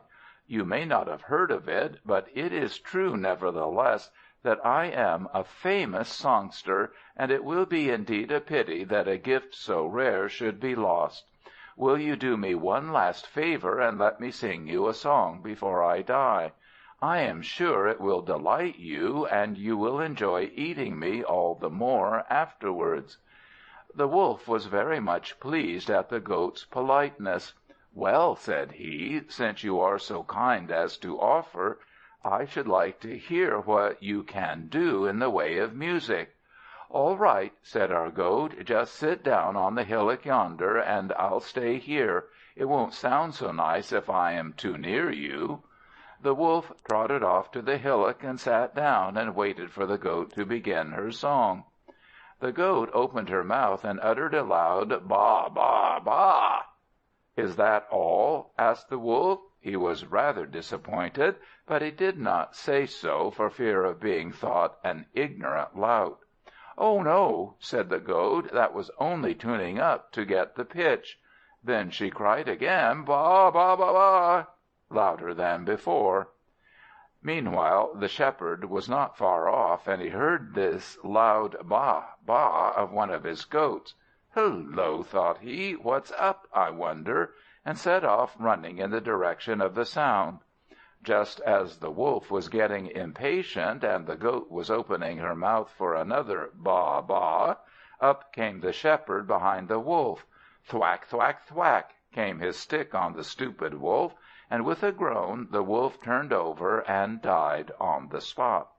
The Shepherd and his wise old Goat trudged happily home to the sheepfold, and after that the Goat took good care to keep with the flock.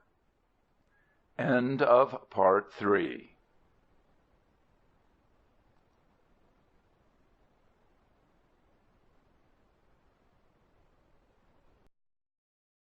Part 4.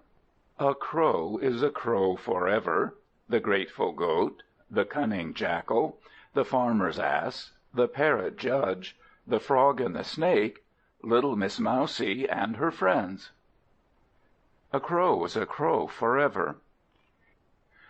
There once was a very learned bishop who was very fond of bird's nesting. One day he saw a fine large nest up in an elm tree, and when he had climbed up, he saw that it was full of young crow chicks. One of these chicks had such a winsome appearance that the Bishop put him inside his hat and took him home to the palace.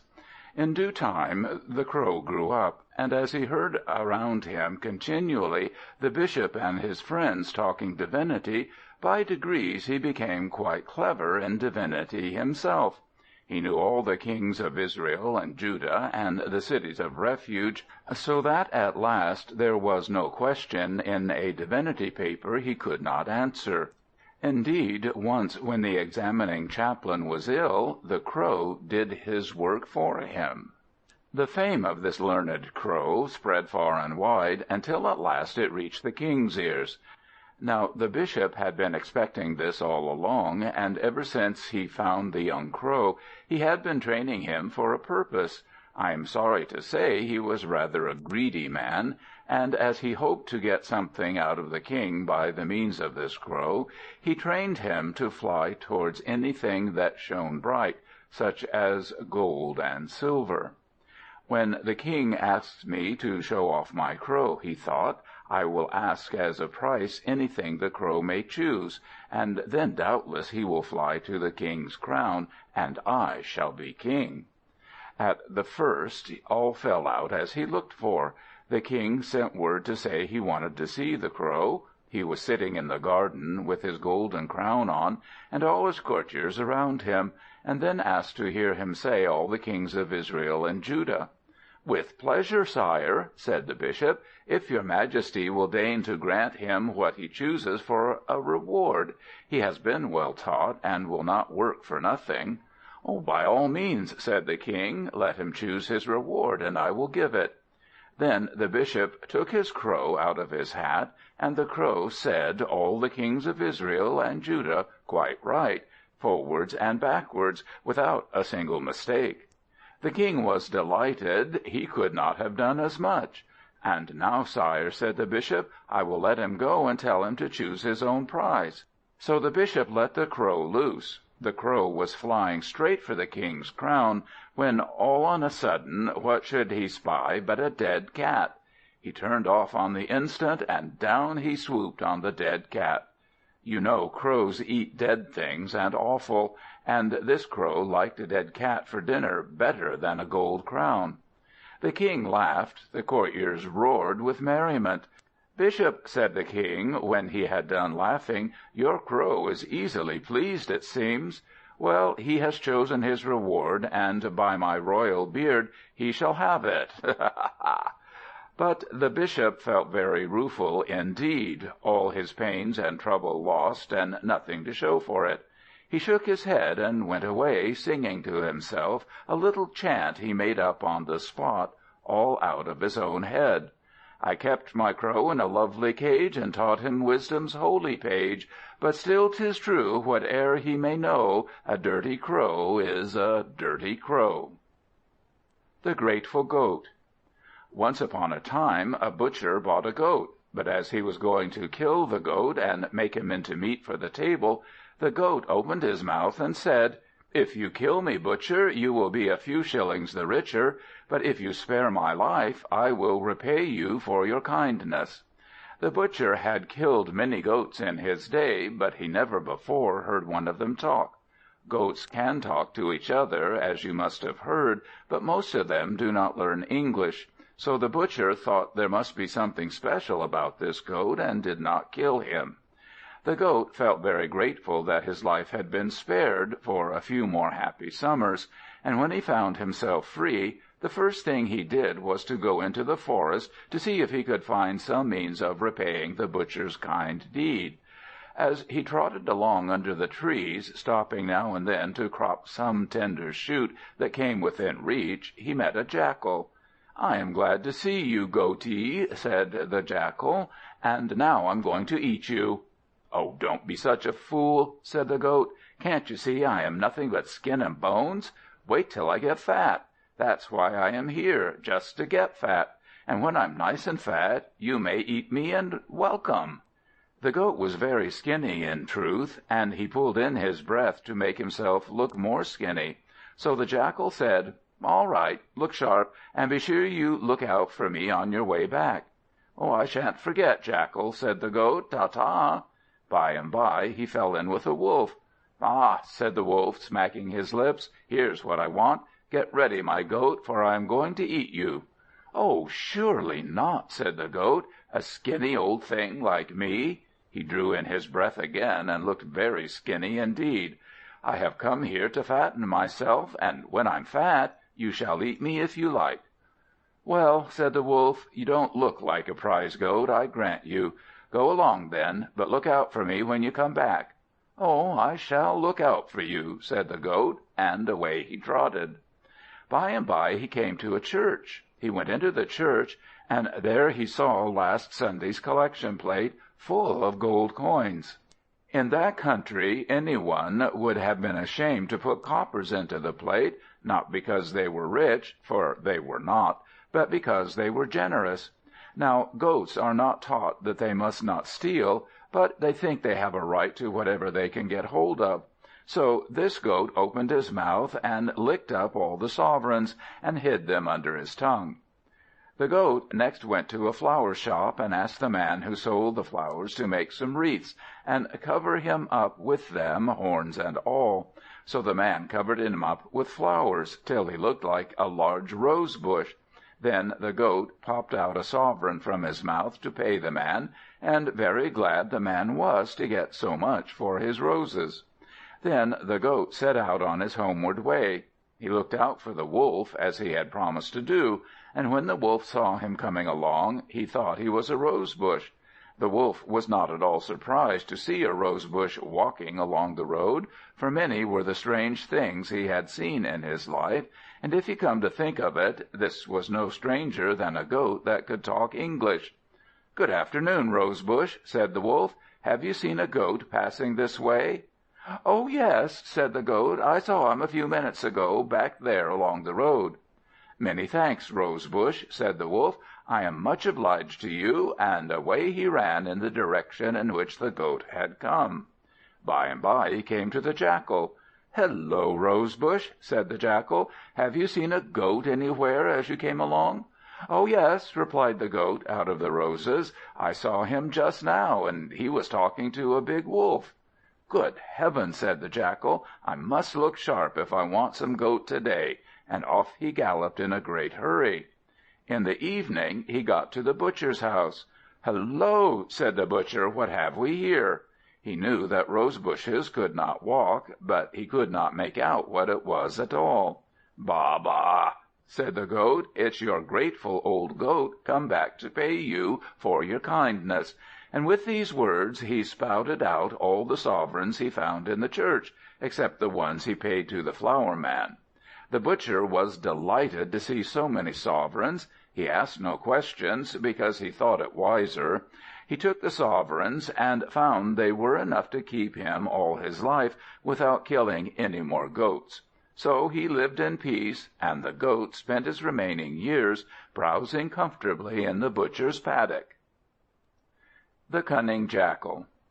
A Jackal lived on one side of a deep river, and on the other side were fields upon fields of ripe melons.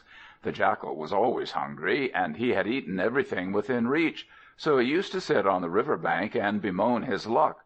"All those ripe melons," said he, "and nobody to eat them but men. It is really a shame. I don't know what Providence is doing to treat me so scurvily." Perhaps Providence knew what it was about, and the Jackal, as you shall hear, deserved no better than he got. As he sat one day by the river, moaning and groaning, a big Tortoise popped up his funny head out of the water. There was a big tear in each of the Tortoise's round eyes. The Jackal stopped moaning and groaning when he saw the Tortoise. "What's the matter, Shelley?" said he. "Aren't you well?" "Oh, quite well, thank you," said the Tortoise, and the tears slowly rolled down his nose. He was going to call the Jackal Snarly, which was the nickname the Jackal went by, but he thought better of it, because it would have been rather rude. All the same, he did not like being called Shelley in that off-hand way. "Wife and brats all right?" asked the Jackal. "No measles or mumps?" This was also very rude of the Jackal, because a Tortoise is sensitive about mumps. If he gets mumps when his head is inside his shell, he can't put it out. And if his head is outside, that is still worse, for it swells up so that he can't get it in again. "No, thank you, my wife is all right," said the Tortoise, who was rather confused. "At least she would be all right if I had one, but that's just it. I can't get a wife. Nobody will look at me, and that is my trouble." And 2 more big tears trickled down his nose. At this moment an idea came into the Jackal's crafty head. "What a pity you didn't tell me before," said he. "I could easily have found you a wife last week, but now she has gone to live on the other side of the river." "Do you really mean it?" said the Tortoise. "Honour bright," answered the Jackal. "Do I look like a person who would tell a lie?" He certainly did, only the Tortoise was too simple to see it. The Tortoise rubbed away his tears on a stump, for he had no handkerchief, and brightened up considerably. "I can carry you across, friend," said he, "if you will jump on my back."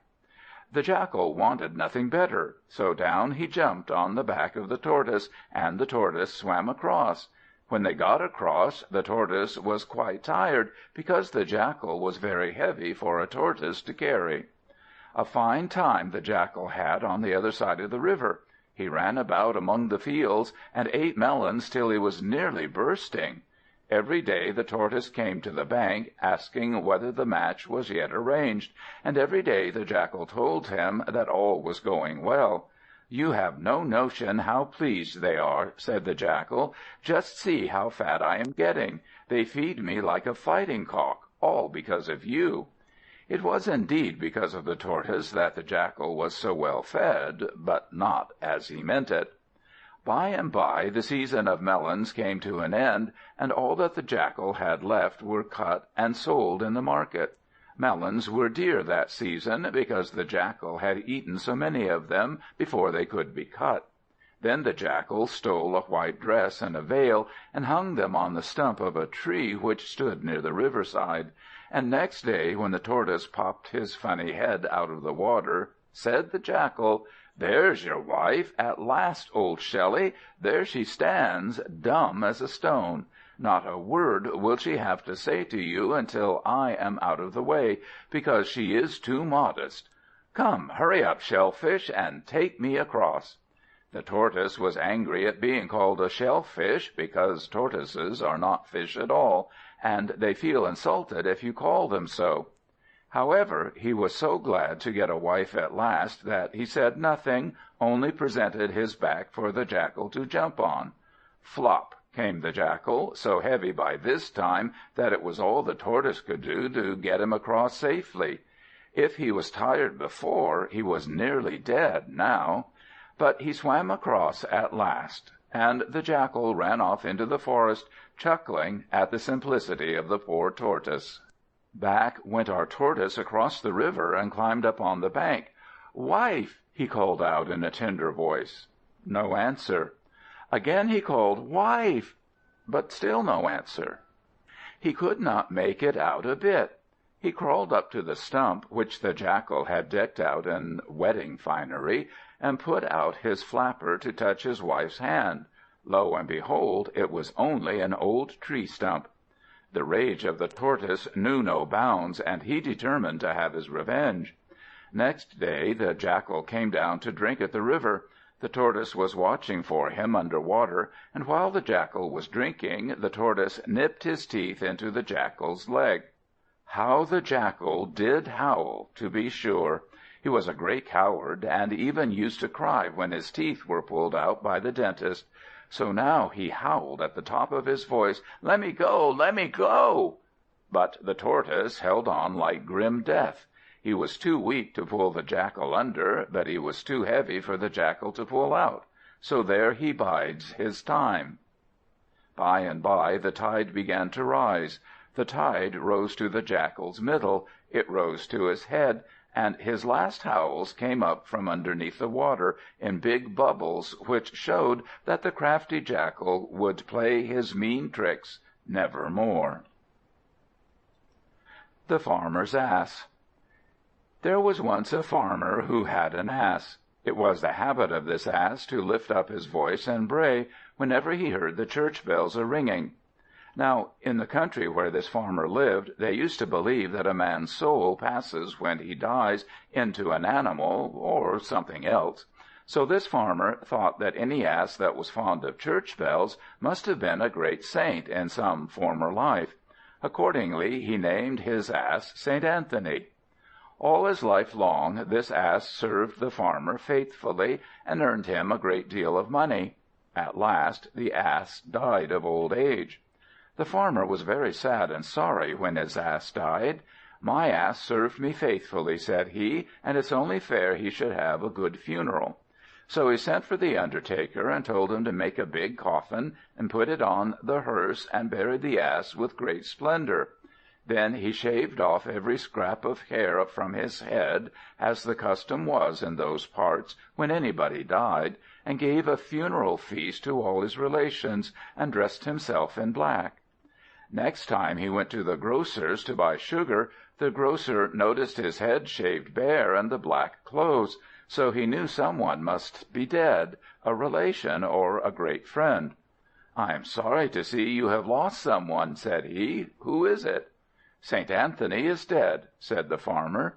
"Dear me," said the grocer, "and I never heard of it. How very sad!" Thought he to himself, "I had best have my head shaved too, or else people will call me hard-hearted." So when the farmer had bought his sugar and was gone, the grocer went to the barber and had his head shaved. Then he put on a black coat and necktie. By and by a soldier came to have a chat with his friend the grocer. "Odds bobs," said he, "what's the matter, man?" "St. Anthony is dead," said the grocer solemnly, and wiped away a tear. "You don't say so," said the soldier. Off he went straight to the barber and had him shave his head, and then he bought a piece of crape to tie around his left arm. He told the news to all the men of his regiment, and they all felt so much sympathy with this soldier that they shaved their heads too. Next day on parade there was the whole regiment shaved to a man. "What's the meaning of this?" asked the general. The sergeant saluted and told him that St. Anthony was dead. "Is he? By Jove!" said the general. "Then I dismiss this parade," and off he galloped on his war horse to the nearest barber, who shaved his head like the men's. On the way back he saw the Prime Minister going to court. "May I ask," said the Prime Minister suavely, "to what untoward circumstance is due the erasure of your capillary covering?" "St. Anthony is dead," answered the general. "Dear me," said the Prime Minister, "you don't say so. He was doubtless an ornament to the party, and it is meet that I should testify my respect." Then the Prime Minister, too, went off to get his head shaved, and appeared before the King without a single hair. "What's the matter?" asked the King. "Anybody dead?" "If it please your Majesty," said the Prime Minister, "St. Anthony is dead." "What a loss for our kingdom," said the King. "What a loss, what a loss! Excuse me a moment," and away he went to get his head shaved. When the Queen saw him, she wanted to know why his head was shaved. "St. Anthony is dead," answered the King. "And who is St. Anthony?" asked the Queen. "I don't know who he is," said the King, "a friend of the Prime Minister's." So the Prime Minister was asked who St. Anthony was, and replied that he did not himself know him, but the General spoke of him in the highest terms. The General said that St. Anthony was not a personal friend, but he was well known to the regiment. After inquiry amongst the men, it was found that only one of them could tell anything about St. Anthony, and all he knew was that his friend the grocer shaved his head in memory of him. The grocer referred them to the farmer, and the farmer was out in the fields. Then the King sent a messenger on horseback to find the farmer and bring him to court. The farmer was brought into court, and when he saw the King and the Prime Minister and General all in mourning, he was very much surprised. The King said to him, "Farmer, who is St. Anthony?" "If it please your Majesty, he was my ass." The King and the Prime Minister and the General felt very foolish to have gone into mourning for an ass. They put off their black clothes, but it was not so easy to get their hair back again. And so for a month or two the king and the prime minister and the general and all the regiment of bodyguards went about in wigs. The Parrot Judge. There was once a fowler who caught a young parrot. He kept the parrot in his house, hoping that it would pick up something to say, but the parrot learnt nothing at all. Then he set to work at teaching it, but after 6 months the parrot had only learnt to say 2 things. One was, "Of course," and the other was, "Certainly." Seeing that his trouble was wasted, the fowler took him to market in a gilt cage in order to catch the eye of customers. He cried in a loud voice, "Who'll buy? Who'll buy? Here's a parrot which can say anything in the world. Here's a clever parrot who knows what he is talking about. If you want a question answered, here's the parrot to answer you, no matter what it may be. Who'll buy? Who'll buy?" Everybody crowded close to see the wonderful parrot. The king happened to be passing by, and heard all this to-do about a parrot. Said he to the fowler, "Is it really true about your parrot?" "Ask him, sire," said the fowler. "Parrot," said the king, "do you know English?"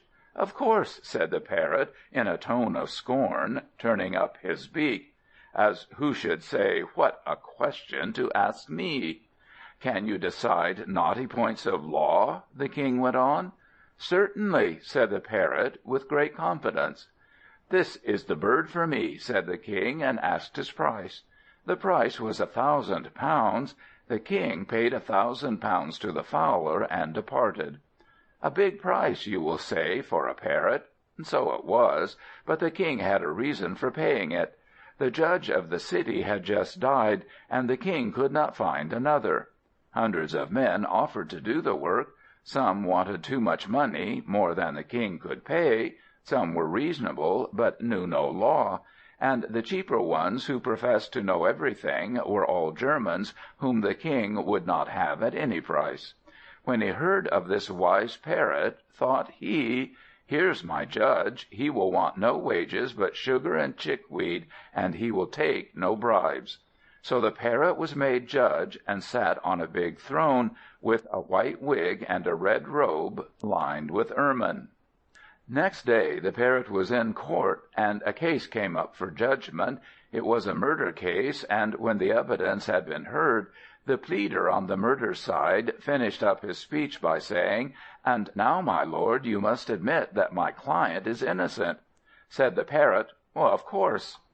Everyone thought this rather odd, because the other side had not yet been heard, and besides, the man was caught in the act.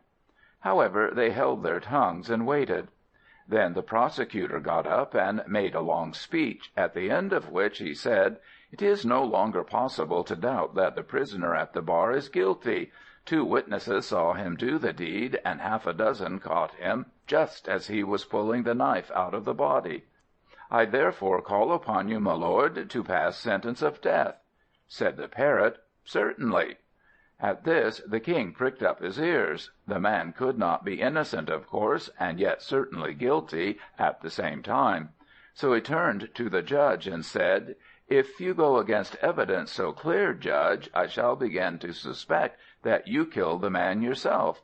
Said the parrot, "Certainly." You may imagine the hubbub that arose in court when the judge said this.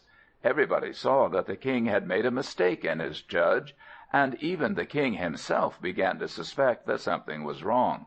So he said, rather angrily, to the parrot, "Then it is your head ought to be chopped off."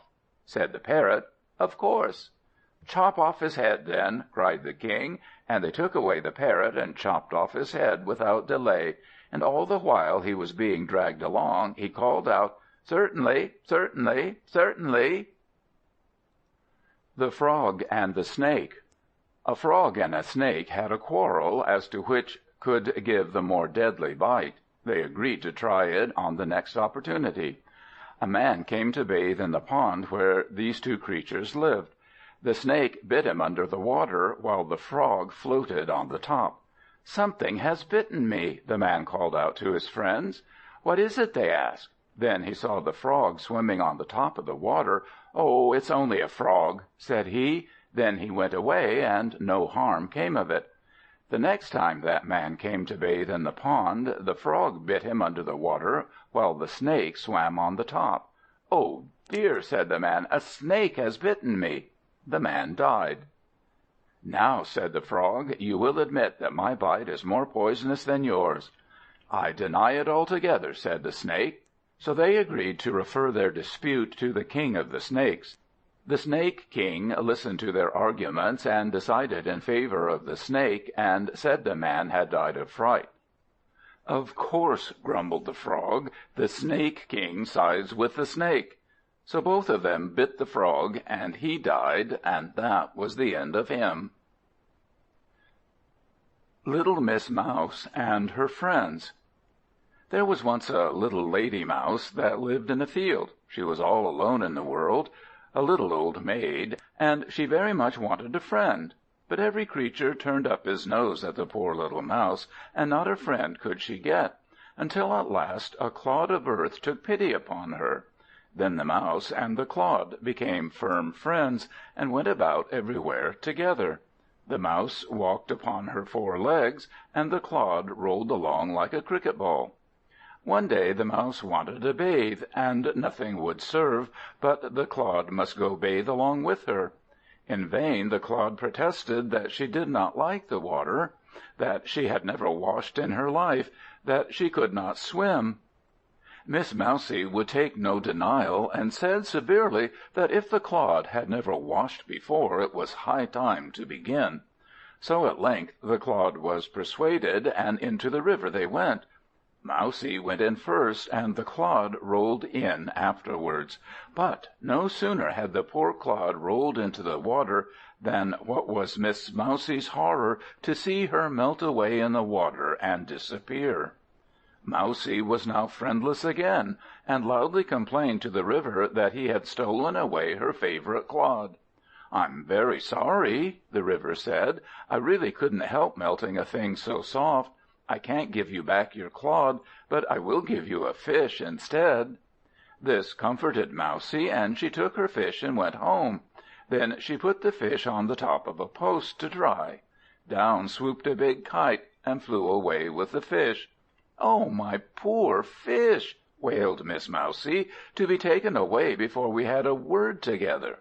Then she went to the post, and demanded her fish back again. "I gave him to you," said Mousie, "and you are responsible for him." Said the post, "I'm very sorry that I cannot give you back your fish, but I will give you some wood." Mousie was grateful for this kindness on the part of the post, so she took a piece of wood in exchange for the fish. Mousie and the wood went off to buy some sweets at the confectioner's. While Mousie was eating the sweets, the confectioner's wife burnt the wood in the fire. Mousie finished the sweets, and when she turned around to look for her wood, lo and behold, it was gone. With tears in her eyes she begged the confectioner's wife to give her back the wood, but the confectioner's wife said, "I'm very sorry, I cannot give you back the wood, because it is burnt, but I will give you some cakes instead." This made Miss Mousie happy again, and she took the cakes. Then she paid a visit to the shepherd's pen, and while she was talking to the shepherd, a goat ate up her cakes. "Give me back my cakes, Mr. Shepherd," said Mousie, not seeing the cakes anywhere. "I'm very sorry I can't do that," answered the shepherd, "because I am afraid one of my goats has eaten them. But if you like, you may have a kid instead." This was better and better. Mousie was charmed with her kid, and led it off to the music shop, where she had to pay a bill. While the man was writing a receipt to the bill, his wife killed the kid and began to roast it for dinner. Mousie looked around and wanted to know where her kid was. "I rather think," said the music man, "that the nice odor of roast meat which tickles your nostrils comes from that kid. I'm sorry I can't give you the kid back, but you may have the best drum in my shop." Mousie did not like the drum so well as her kid, but needs must, and she picked out a drum and went away with it on her shoulder. By and by she came to a place where women were beating rice to get the grains away from the husk.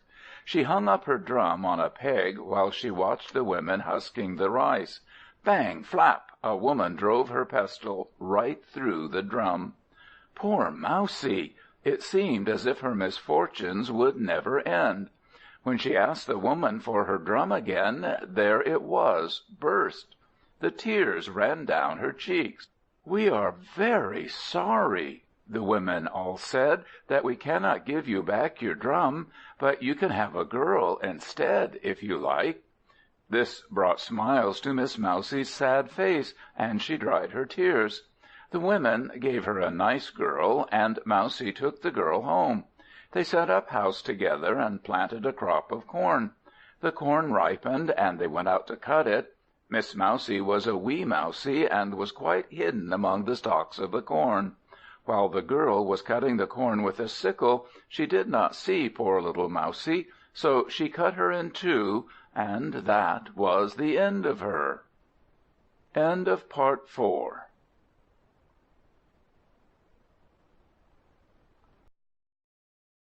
The Jackal that lost his tail, the wily Tortoise, the King of the Mice, the valiant Blackbird, the Goat and the Hog. The Jackal that lost his tail. There was once a farmer who used to go out every morning to work in his field, and his wife used to bring him dinner at noon. One day, as the farmer's wife was carrying out the dinner to the field, she met a Jackal, who said, "Where are you going?" Said she, "To my husband, and this is his dinner." Said the Jackal, "Give me some, or I will bite you." So the woman had to give the Jackal some of this food, and when her husband saw it, he said, "What a small dinner you have brought me to-day." "A Jackal met me," replied his wife, "and threatened to bite me if I gave him none." "All right," said the farmer. "To-morrow I'll settle with that Jackal." On the morrow the farmer's wife went after the plough, and the farmer dressed up in her clothes and carried out the dinner. Again the Jackal appeared. "Give me some of that," said he, "or I'll bite you." "Yes, yes, good Mr. Jackal," said the man, "you shall have some, only don't bite me." Then he set down the plate, and the Jackal began to eat.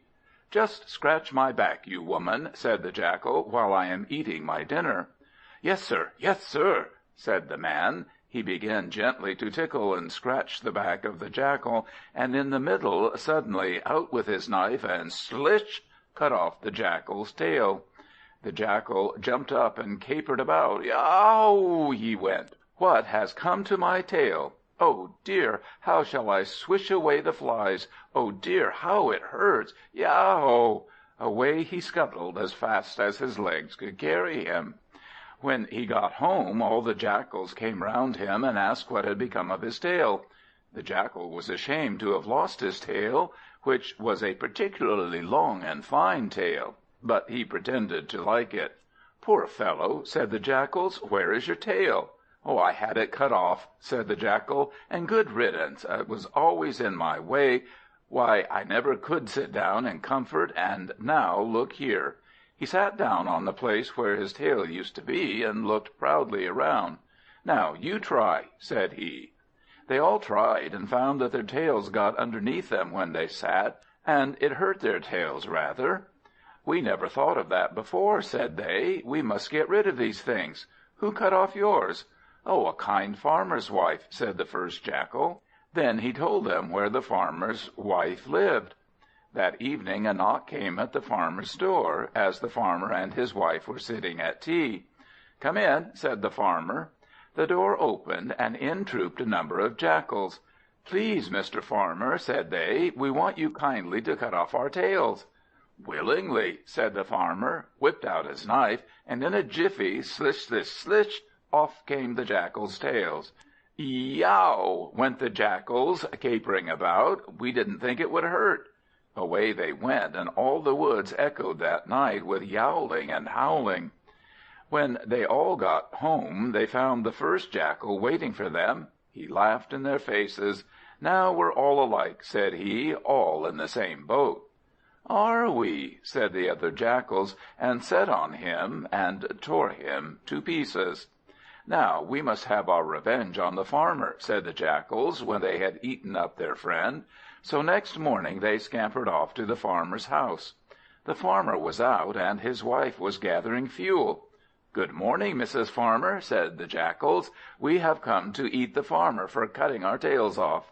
"Ah, poor fellow," said the Farmer's wife. "He is dead. When he saw how it hurt you to have your tails cut off, he just lay down on the bed and died of grief." "That's unlucky," said the Jackals. "But we are preparing the funeral feast," she went on. "You see, I am now getting fuel for it. Will you give us the pleasure of your company to dinner?" "Gladly," said the Jackals. "We would like to see the last of the poor fellow." And then they ran away.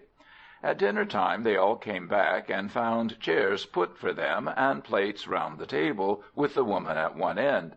"You can sit like Christians now," said the Farmer's wife, "so I have set you a chair apiece." "Thanks," said the Jackals. "That is thoughtful." "But I know," the Farmer's wife went on, "what quarrelsome creatures you are over your meat.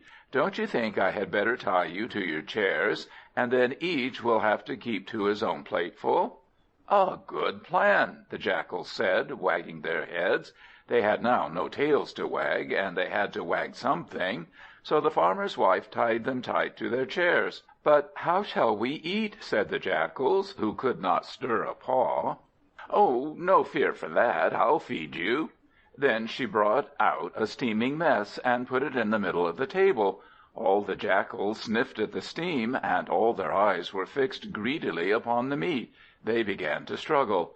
"Softly, softly, good Jackals," said the Farmer's wife.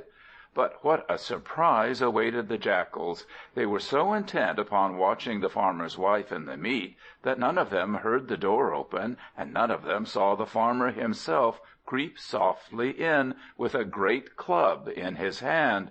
The first news they had of it was crack, crack, crack. All but 3 of the Jackals looked round, and they saw these 3 of their comrades with their heads smashed in, lolling back in the chairs. The Farmer held the club poised in the air. Down it came, crack, on the head of the 4th Jackal. Then all the others began yowling and struggling to get free, but in vain. The cords held them fast, they could not stir, and in 5 minutes all the Jackals lay dead on the floor. After that the Farmer ploughed in peace, and no one molested the Farmer's wife when she brought his dinner. The Wily Tortoise.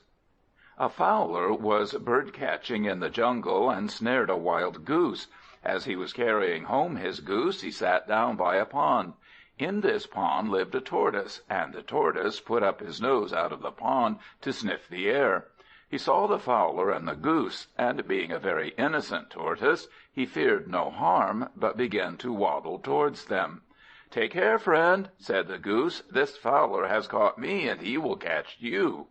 The tortoise waddled into the water again. "Many thanks, friend," said he. "One good turn deserves another." So saying, he dived down into the pond and brought up a ruby.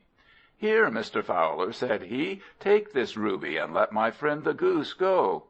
The Fowler took the ruby, but he was very greedy, so he said, "If you will bring me a pair to this, I will let the goose go." The tortoise dived down and brought up another ruby. Then the Fowler let go the goose, and said to the tortoise, "Now hand over that ruby."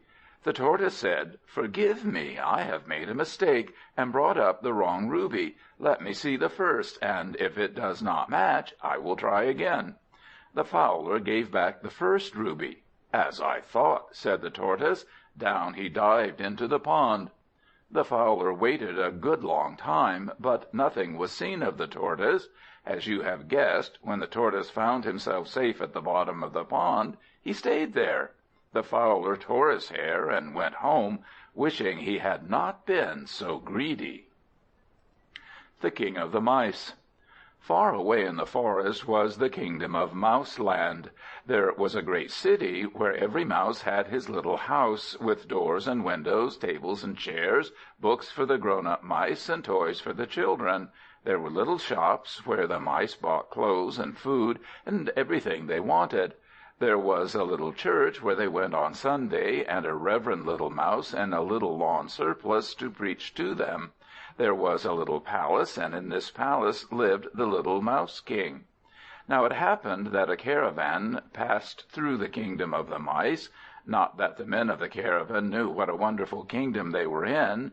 They thought it was just like any other part of the forest, and if they did happen to pass a mouse fortress or farmyard, they thought them nothing but heaps of earth. Just so, if you were to fly up in a balloon and look down on your own house from the air, it would seem like a little doll's house, not fit for a child to live in. This caravan, as I have said, was passing through Mouseland, and encamped in part of it once to spend the night. One of the camels was very sick, and as the owner of the camel thought it was sure to die, he left it behind when the caravan went away. But the camel did not die. He very soon got as well as ever he was, and when he got well he also got hungry. So he strode all over Mouseland, eating up the crops of the mice, and treading their houses down, until at last he came to the Mouse King's park. He ate a great many trees in the Mouse King's park, and the keeper went in a hurry and flurry to tell the king. "O king," said he, "a mountain several miles high has walked into your park, and is eating everything up." "We must make an example of this mountain," said the king, "or the whole earth may be moving next. Sandy," said he to his prime minister, who was a fox, "go and fetch that mountain to me." So Sandy, the prime minister, went to seek the mountain that was eating the king's park. Next morning back he came, leading the camel by his nose ring. When the camel saw how little the king of the mice seemed to be, he began to grunt and gurgle, and sniffed with his funny mouth. You know a camel has a mouth which looks as though it had two slits in it, of the shape of a cross, and when he wants to show his contempt for anything, he pokes out his mouth like a four-leaved clover, and makes you feel very small. "Hullo," said the Camel, "is this your king? I thought it was the Lion who sent for me. I would never have come for a speck like this." Then he turned round and walked out of the court, and began to eat everything he came across. The king was very angry, but what could he do? He had to swallow the insult and make the best of it. However, he determined to watch his chance of revenge, and soon he got it, for after a few days the camel's nose string became entangled in a creeper, and he could not get away, do what he would. Then Sandy the Fox came by and saw him in this plight. Imagine his joy to see his enemy at his mercy. Off he ran, and soon brought the king to that place. And then the king said, "O Camel, you despised my words, and see the result. Your sin has found you out." "O mighty king," said the Camel, quite humble now, "indeed I confess my fault, and I pray you to forgive me. If you will only save me, I will be your faithful servant." The Mouse King was not of a spiteful nature, and as soon as he heard the Camel ask forgiveness, his heart grew soft. He climbed up the creeper and gnawed through the Camel's nose string, and set the Camel free. The Camel, I am glad to say, kept his word, and he became a servant of the Mouse King. He was so big and strong that he could carry loads which would have needed thousands of mice to carry, and by his help the king made very strong walls and forts around his city, so that he had no fear of enemies. When there was nothing else to do, the Camel even blacked the Mouse King's boots rather than be idle. So things went on for a long time, but one day some woodcutters came into the forest. These men lived all together in a village of their own, and they used to build houses of wood. When anybody wanted a house, he told the woodcutters, and they used to leave their village and go into the woods. Then they cut down the trees and sawed them into planks, and shaped them into the parts of a house. When the house was finished, they put numbers on all the parts, and took it to pieces again, and put it on a raft, and the raft floated down the great river to the place where the house had been ordered. Then they put up the house in a very short time, because, you see, it was all ready made, and only had to be put together. These woodcutters then came and settled for a while near the borders of Mouseland, and in the course of their wanderings they found the stray Camel. They promptly seized him and carried him off. When Sandy told the King what had happened, the Mouse King was very angry indeed. He sent a detachment of his bodyguard, armed cap à pie, to fetch the woodcutters into his presence. The bodyguard captured 2 of them and led them back bound. Then the King demanded his Camel. "Pooh, silly little mouse," said the woodcutters. "If you want it, you must fetch it." "I will," said the King of the Mice. "Tell your chief, whoever he is, that I hereby declare war upon him." The woodcutters laughed and went away.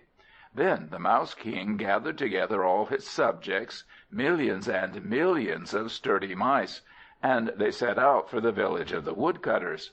The woodcutters had by this time finished their job, and they had been paid a good sum of money for it, and the money was carefully put away, and all the other money they had, in a treasury. Now the mice were not able to meet big woodcutters in the field, but they had their own tactics. Night and day they burrowed under the earth. First they made for the treasury, and though the treasury had stone walls, they got up easily through the floor, where no danger was expected, and one by one they carried off every coin from the treasury, until it was as bare as the palm of your hand. Then they got underneath all the houses of the village, and thousands and millions of mice were busy all day and all night in carrying out little baskets of earth from beneath the foundations. Thus it happened that very soon the woodcutters' village was standing on a thin shell of earth, and underneath it was a great hole. Now was the time to strike the blow. The layer of earth was so thin that the least shock would destroy it. So the Mouse King wrote a letter to the woodcutter chief, asking once more for his Camel, and in the letter he hid a little packet of snuff. He put the letter in the post and waited. Next day, as the woodcutter chief was sitting in his house, the postman came to the door, rat-tat. The footman brought in a letter, and the woodcutter chief opened it. He read it through and laughed. Then he waved it in the air and said, "Oh, let him come." As he waved the letter in the air, all the snuff fell out of it upon his nose. The woodcutter gave a terrific sneeze. "Tishoo! Tishoo!" The thin shell of earth could not stand the shock. It trembled and crumbled and fell in, and all the woodcutters fell in too, and all their village, and nothing was left of them but a big hole. Then the Mouse King and his army went back to Mouseland, and though they never got the old Camel back, for he was swallowed up along with the woodcutters, yet no one ever molested Mouseland again. The Valiant Blackbird. A blackbird and his mate lived together on a tree. The blackbird used to sing very sweetly, and one day the King heard him in passing by, and sent a fowler to catch him. But the fowler made a mistake. He did not catch Mr. Blackbird, who sang so sweetly, but Mrs. Blackbird, who could hardly sing at all. However, he did not know the difference to look at her, nor did the King when he got the bird. But a cage was made for Mrs. Blackbird, and there she was kept imprisoned.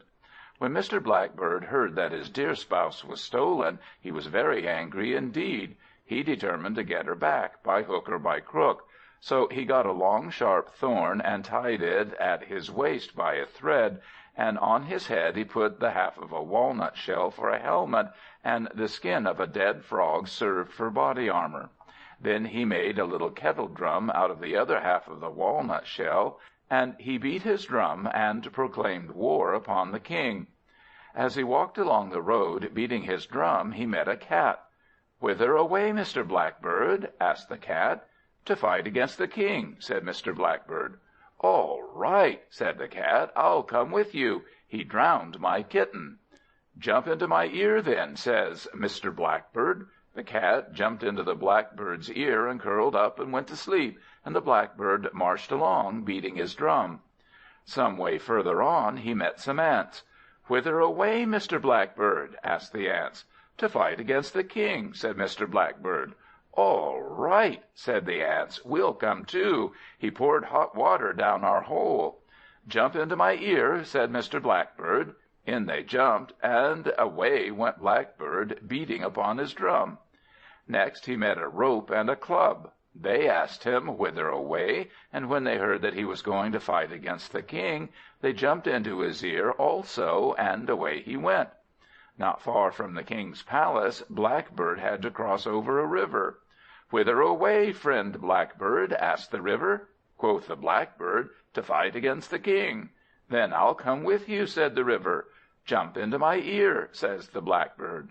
Blackbird's ears were pretty full by this time, but he found room somewhere for the river, and away he went. Blackbird marched along until he came to the palace of the king. He knocked at the door. Thump, thump. "Who's there?" said the porter. "General Blackbird, come to make war upon the king and get back his wife." The porter laughed so at the sight of General Blackbird, with his thorn and his frogskin and his drum, that he nearly fell off his chair. Then he escorted Blackbird into the king's presence. "What do you want?" said the king. "I want my wife," said the Blackbird, beating upon his drum, rub-a-dub-dub-dub, rub-a-dub-dub. "You shan't have her," said the king. "Then," said the Blackbird, "you must take the consequences." Rub-a-dub-dub went the drum. "Seize this insolent bird," said the king, "and shut him up in the hen-house. I don't think there will be much left of him in the morning." The servants shut up Blackbird in the hen-house. When all the world was asleep, Blackbird said, "Come out, pussy, from my ear. There are fowls in plenty here. Scratch them, make their feathers fly, wring their necks until they die." Out came Pussy-cat in an instant. What a confusion there was in the hen-house! Cluck, cluck, cluck, went the hens, flying all over the place. But no use, Pussy got them all, and scratched out their feathers, and wrung their necks. Then she went back into Blackbird's ear, and Blackbird went to sleep. When morning came, the king said to his men, "Go, fetch the carcass of that insolent bird, and give the chickens an extra bushel of corn." But when they entered the hen-house, Blackbird was singing away merrily on the roost, and all the fowls lay around in heaps with their necks wrung. They told the king, and an angry king was he. "Tonight," said he, "you must shut up Blackbird in the stable." So Blackbird was shut up in the stable among the wild horses. At midnight, when all the world was asleep, Blackbird said, "Come out, rope, and come out, stick. Tie the horses lest they kick. Beat the horses on the head. Beat them till they fall down dead." Out came club and rope from Blackbird's ear. The rope tied the horses, and the club beat them till they died. Then the rope and the club went back into the Blackbird's ear, and Blackbird went to sleep. Next morning the king said, "No doubt my wild horses have settled the business of that Blackbird once for all. Just go and fetch out his corpse." The servants went to the wild horse's stable. There was Blackbird, sitting on the manger, and drumming away on his walnut shell, and all around lay the dead bodies of the horses, beaten to death. If the king was angry before, he was furious now. His horses had cost a great deal of money, and to be tricked by a Blackbird is a poor joke. "All right," said the king, "I'll make sure work of it tonight. He shall be put with the elephants." When night came, the Blackbird was shut up in the elephant's shed. No sooner was all the world quiet, when the Blackbird began to sing, "Come from out my ear, you ants, come and sting the elephants. Sting their trunk and sting their head, sting them till they fall down dead." Out came a swarm of ants from the Blackbird's ear. They crawled up inside the elephant's trunks, they burrowed into the elephant's brains, and stung them so sharply that the elephants all went mad and died. Next morning, as before, the king sent for the Blackbird's carcass, and instead of finding his carcass, the servants found the Blackbird rub-a-dub-dubbing on his drum, and the dead elephants piled all around him. This time the king was fairly desperate. "I can't think how he does it," said he, "but I must find out. Tie him tonight to my bed, and we'll see." So that night Blackbird was tied to the king's bed. In the middle of the night, the king, who had purposely kept awake, heard him sing, "Come out, river, from my ear, flow about the bedroom here. Pour yourself upon the bed, drown the king till he is dead." Out came the river, pouring out of the blackbird's ear. It flooded the room, it floated the king's bed, and the king began to get wet. "In heaven's name, General Blackbird," said the king, "take your wife and be gone." So Blackbird received his wife again, and they lived happily ever after. The Goat and the Hog. Goat and a Hog were great friends, and for a long time they lived together. But they were poor, and one day the Goat said to the Hog, "Good-bye, friend Hog, I am going to seek my fortune." "Ugh, ugh, ugh," said the Hog. It was kindly meant, for that was all the ignorant Hog could say. He intended to bid good-bye to his friend, and to wish him good luck. The Goat trotted along until he came to the nearest town. He found a grain shop with nobody in it, so in went our Goat and ate his fill of the grain, and whatever he could find. Then he went into the inner room and sat down. By and by the shopman came in. His little girl was with him, and the little girl began to cry for sugar. "Go and get some out of the cupboard," said the shopman. The little girl ran into the inner room to get the sugar, but the Goat was there, and when the Goat saw the little girl, he cried out in a solemn and loud voice, "Little girl, go run, or your life is nearly done, and my crumpled horns I'll stick through your little body quick."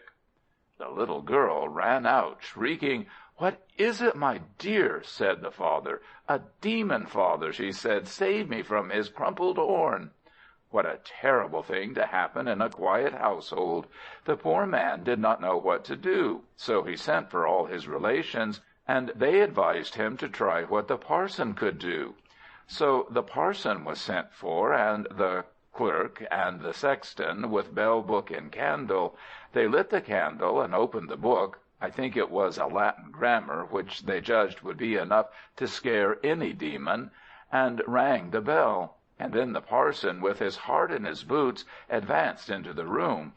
Instantly a horrid groan burst upon his ears, or so he thought, and a deep voice said, "Parson, fly, or I will poke this my crumpled horn into you. You'll admit it is no joke when you feel its point go through you. Sexton, dig his grave, and then let the clerk reply, Amen." The parson dropped his Latin grammar and ran away, nor did he stop until he was safe in his own church. At this the shopman went down on his knees and put his hands together and said, "O most respectable demon, whoever you are, I pray you do me no harm, and I will worship you and offer you anything you may desire." Then the Goat came majestically out, walking upon his hind legs, with his gray beard flowing from his chin, and he said, "Put wreaths and jewels about my neck, and on each of my horns, and round my paws and my tail, and give me sweetmeats to eat, and I will do you no harm." The shopman made haste to do all this. He wreathed the Goat with flowers, and put all his wife's jewels upon the horns and paws, and all the jewels he could borrow from his neighbors. The Goat went home, and showed all this magnificence to his friend the Hog. The Hog winked his greedy little eyes, and somehow made his friend understand that he would like some too. Then the Goat told him how he got the things, and showed him the way to the place. So the Hog went to the same shop and found it empty. The shopman and his little girl had gone out to tell all the town what adventures they had passed through. The Hog grubbed up all he could find to eat, and then went and sat in the inner room. Soon the shopman and his little girl came back. The little girl ran inside to take off her little hat, and what does she see but a big black Hog sitting there. The Hog remembered his lesson, and went to say some terrible thing, as the Goat had done, but all he could get out was, "Ugh." This did not frighten the little girl at all. She ran out to her father, saying, "Oh, Papa, there is a big black Hog inside." The shopman got out his knife, and whetted it on the grindstone, and then he went into the room. "Ugh, ugh," said the Hog. The shopman said nothing, but stuck his knife into the Hog. Then there was a squealing and a squalling, if you like, but in 2 minutes the Hog was dead, and in 2 hours he was skinned and cut up, And by nightfall the shopman and his little girl and all their friends were sitting round a delicious leg of roast pork, and the sexton rang the bell for dinner, and the parson said grace, and the clerk said Amen. End of Part 5.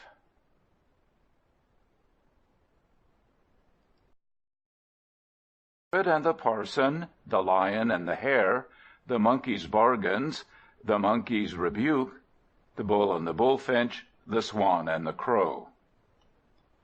The Parrot and the Parson. There was once a banker who taught his parrot the speech of men. The parrot made such progress that he was soon able to take part in any conversation, and he astonished everyone by his intelligence. One day a parson came by the parrot. "My respects to your reverence," said the parrot. The parson looked all around him. He looked down at his feet. He looked up into the sky. But no one could he see who might have spoken to him. He could not make it out. He thought it must have been a ghost. Then the parrot spoke again. "It was I who saluted you," said he. The parrot was close to the parson's ear, and now at length the parson saw him. And the parrot went on, "Oh, reverend sir, you teach men how to get free from the chains of their sins. May it please you to tell me how to escape from this cage?" This was a practical question, but the parson's advice was not usually asked on such points. He did not know what to say. "I fear I can be of no use to you," said he, "but I will consult my solicitor." The parson went to see his solicitor and paid him 6 and 8 pence. He might have bought the parrot, cage and all, for half that, but, as I said, he was not a practical man. When he told the solicitor what business he came about, the solicitor said nothing at all, but fell down in a faint. "What can I have said to make him faint?" the parson thought. "Perhaps it is the hot weather." He poured water over the solicitor's face, and by the solicitor came to. The parson was much distressed at having thrown away 6 and 8 pence, but he knew it would be of no use asking the solicitor to give any of it back, so he did not try. He went back to the parrot and said, "Dearly beloved bird, I much regret having no information to give you which may be of use. The fact is, no sooner did I put your question to my worthy solicitor than he fell down in a dead faint." "Oh," said the parrot, "many thanks, parson." The parson went away to the parish meeting. When he had gone, the parrot stretched himself out on the bottom of his cage and shut his eyes and cocked up his feet in the air. By and by the banker came in and saw his parrot lying on his back with his feet pointing to the sky. "Poor Paul," said he, "you're dead, my pretty Paul." He opened the door of the cage and took out the bird and laid him on the ground. Immediately the parrot opened his wings and flew away. The Lion and the Hare. Once upon a time there was a lion who used daily to devour one of the beasts of the forest. They had to come up one after another when called for. At last it came the hare's turn to be eaten, and he did not want to be eaten at all. He lingered and he dallied, and when at last he plucked up courage to come, he was very late. The lion, when he saw the hare coming, bounded towards him. The hare said, "Uncle Lion, I know I am late, and you have cause to be angry, but really it is not my fault. There is another lion in our part of the jungle, and he says that he is master, and you are nobody. In fact, when I showed him that I positively would come to you, he was very angry."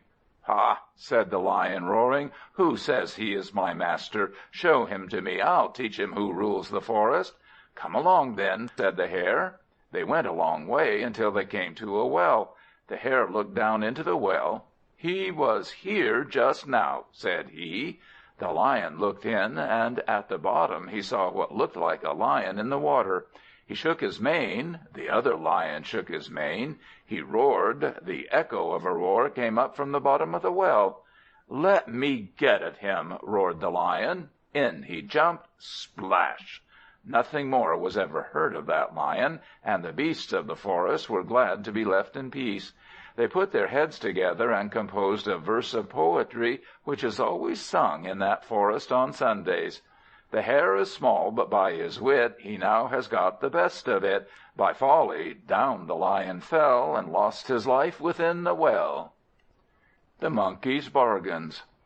Once upon a time an old woman was cooking, and she ran short of fuel. She was so anxious to keep up her fire that she tore out the hairs of her head and threw them upon the flame instead of fuel.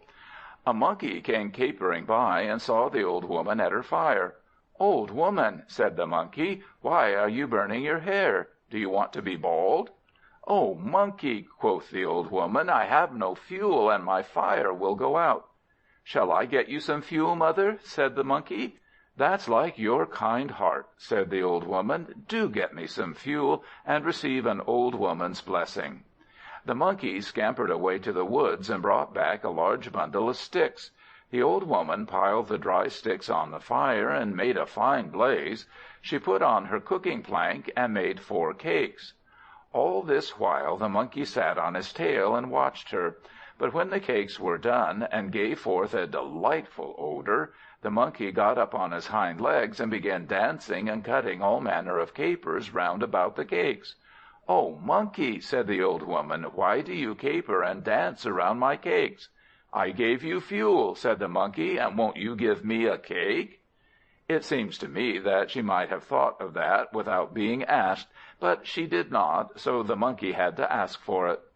Well, the old woman gave the Monkey 1 cake, and the Monkey took his cake in high glee and capered away. On the way he passed by the house of a potter, and at the door of the potter's house sat the potter's son, crying his eyes out. "What is the matter, little boy?" asked the Monkey. "I'm very hungry," whimpered the potter's son, "and I have nothing to eat." "Will a cake be of any use?" asked the kind Monkey. The potter's little boy stretched out his hand, and into his hand the Monkey put his cake. Then the little boy stopped crying, and ate the cake, but he forgot to say thank you. Perhaps he had never been taught manners, but the Monkey felt sad, because that was not the kind of thing he was used to. The potter's little boy then went into the shop, and brought out 4 little earthenware pots, and began to play with them. He took no more notice of the Monkey, now that he had eaten his cake, but when the Monkey saw these earthenware pots, he began to dance and cut capers round them like mad. "Why are you dancing round my pots?" asked the little boy. "Are you going to break them, Monkey?" The Monkey replied, capering about all the while, "One old woman in a fix made me go and gather sticks. Then she gave me for the sake of the fuel 1 sweet cake. That sweet cake to you I gave. In return 1 pot I crave." The potter's little boy was very much afraid of this dancing and singing Monkey, and perhaps he was a little bit ashamed of his ingratitude. So he gave the Monkey 1 of his 4 pots. Away capered the Monkey in high glee, carrying his pot. By and by he came to a place where there was a cowherd's wife making curds in a mortar. "What an odd thing to do, Mrs. Cowherd," said the Monkey. "Have you a fancy for making curds in a mortar?" "No," said the cowherd's wife, "but I have nothing better to make my curds in." "Here's a pot which may do better than a mortar to make curds in," said the Monkey, offering the pot which he had received from the little boy. "Thank you, kind Mr. Monkey," said the cowherd's wife. She took the pot and made curds in it. She took out the curds from the pot, and put them ready for eating, and some butter beside them. The Monkey watched her sitting upon his tail. Then the Monkey got up off his tail, and began to dance and cut capers round the curds and the butter. "Why are you dancing about my butter?" said the cowherd's wife. "Do you want to spoil it?" Then the Monkey began to sing as he capered about.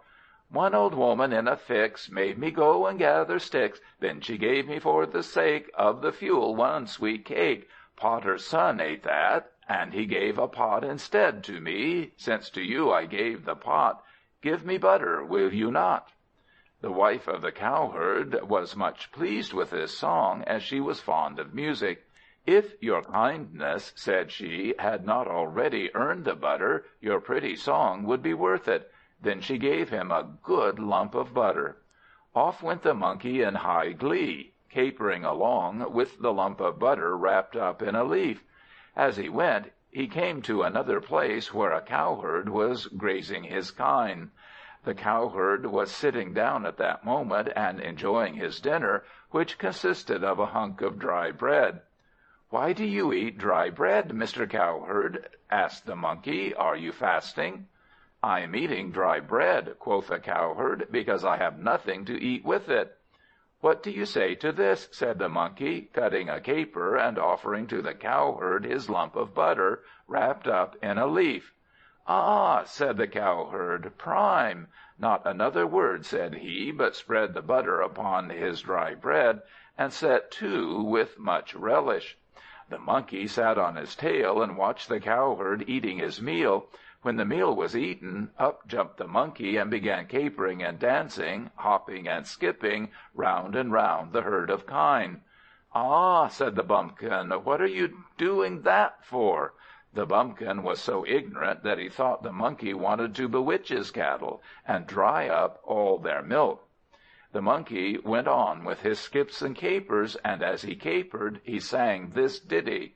"One old woman in a fix made me go and get her sticks. Then she gave me for the sake of the fuel one sweet cake. Potter's son the sweet cake got, gave me in return one pot. Cow wife had the pot, and she butter gave instead to me. This I gave to you just now. Will you give me, please, one cow?" "Ah," said the Bumpkin, "s'pose I must." He was afraid of the Monkey's spells, and so he gave him a cow. Away capered the Monkey in high glee, leading his cow by a string. "I am indeed getting on in the world," said he. By and by, what should he see coming along the road but the King himself?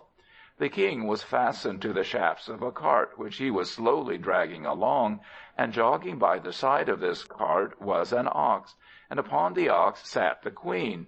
This King had very simple tastes, and so had the Queen. "O King," said the Monkey, "why are you dragging your cart with your own royal hands?" "This is the reason, O Monkey," said the King. "My ox died in the forest, and I drag the cart because this cart will not drag itself." "Come, sire," said the Monkey, "I don't like to see a king doing draught work. Take this cow of mine, and welcome." "Thank you, good and faithful Monkey," said the King. He mopped his brow, and yoked in the cow. The Monkey began to dance and caper, jump and skip, round the Queen. "What's the matter, worthy Monkey?" asked the King. The Monkey began his ditty. "One old woman in a fix made me go and gather sticks. Then she gave me for the sake of the fuel one sweet cake. Potter's son the sweet cake got, gave me in its place one pot. Cow wife had the pot, and she butter gave instead to me. Bumpkin ate the butter then, paid me with his cow again. Keep the cow, but don't be mean. All I ask for is the Queen." This seemed reasonable enough, so the King gave his Queen to the Monkey. Away went the Monkey, capering along, and the Queen walked after. You see, the King could not part with his ox as well as the Queen. By and by they came to a man sewing a button on to his shirt. "Why, man," said the Monkey, "why do you sew on your own buttons?" "Because my wife is dead," said the man. "Here is a nice wife for you," said the Monkey. He gave the Queen to the man. The Monkey then began his capers again, but all he could find to caper about was a drum. "You may have that drum if you like," said the man. "I only kept it because its voice reminded me of my wife, and now I have another." Thank you," said the Monkey. "Now I am rich indeed." Then he began to beat upon the drum, and sang, "One old woman in a fix made me go and gather sticks. Then she gave me for the sake of the fuel one sweet cake. Potter's son the sweet cake got, gave me in its place one pot. Cow wife had the pot, and she butter gave instead to me. Bumpkin ate the butter, then gave a cow to me again. King took cow, but was not mean, for he paid me with a Queen. Now I have a drum that's worth more than any drum on earth. You are worth a Queen, my drum. Rub-a-dub-dub, dum-dum-dum." So the Monkey capered away into the forest in high glee, beating upon his drum, and he has never been heard of since. The Monkey's Rebuke. In a certain village, whose name I know, but I think I will keep it to myself, in this village, I say, there was once a milkman. I dare say you know that a milkman is a man who sells milk, but I have seen milkmen who also sell water. That is to say, they put water in the milk which they sell, and so they get more money than they deserve. This was the sort of milkman that my story tells of, and he was worse than the more part of such tricksters, since he actually filled his pans only half full of milk, and the other half all water. The people of that village were so simple and honest that they never dreamt their milkman was cheating them, and if the milk did seem thin, all they did was to shake their heads and say, "What a lot of water the cows do drink this hot weather." By watering his milk, this milkman got together a great deal of money. 10 pounds it was, all in 6 pence, because the villagers always bought 6 pennyworth of milk a day. When the milkman had got 10 pounds, that is to say, no less than 400 silver sixpences, he thought he would go and try his tricks in another place where there were more people to be cheated, so he put his 400 silver sixpences in a bag and set out. After travelling a while, he came to a pond. He sat down by the pond to eat his breakfast, laying his bag of sixpences by his side, and after breakfast he proceeded to wash his hands in the pond. Now it so happened that this was the very pond where the milkman came to water his milk. He came all the way out of the village because he did not want to be seen by the people of the village. But there was one who saw him, and that was a monkey who lived in a tree which overhung the pond. Many a time and oft had this monkey seen the milkman pour water into the milk cans, chuckling over the profit he was to make. This was a very worthy and well-educated monkey, and he knew just as well as you or I know that if you sell milk you should put no water in it. When the man stooped down to wash his hands in the pond, quietly came down the monkey, swinging himself from branch to branch with his tail. Down he came to the ground and picked up the bag of sixpences, and then up again to his perch in the tree. The monkey untied the mouth of the bag and took out 1 sixpence and click, dropped it into the pond. The milkman heard a tiny splash, but it did not trouble him, because he thought it was a nut or something that had fallen from the tree. Click, another sixpence. Click, went a third. By this time the milkman's hands were dry, and he looked round to pick up his bag and get him gone. But no bag. Click, click, went the sixpence all this while, and now the milkman began to look around him. Before long he espied the monkey sitting on a branch with his beloved bag, and, oh horror, dropping sixpence, click, click, click, one after another into the pond. "I say, you monkey," shouted he, "that's my bag. What are you doing? Bring me back my bag." "Not yet," said the monkey, and went on dropping the sixpences, click, click, click.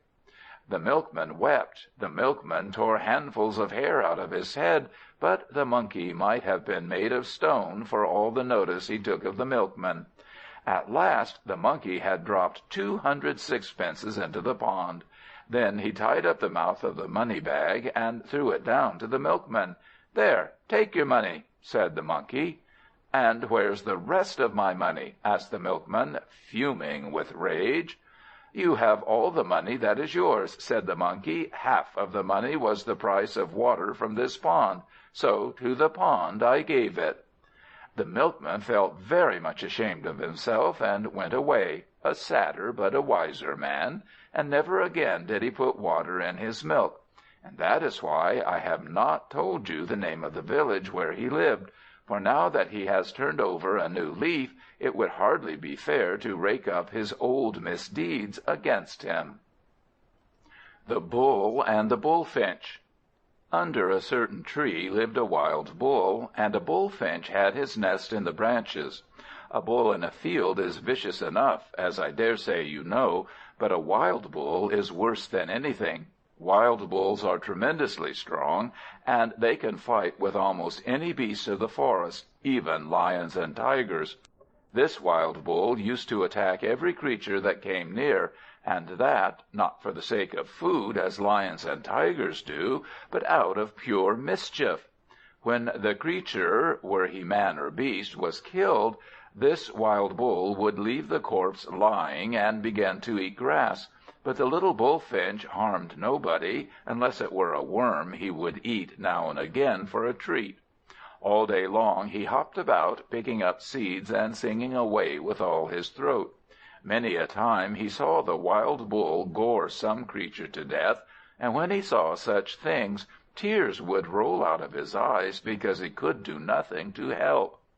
At last he thought to himself that he could at least warn the wild bull of his wickedness and clear his own conscience.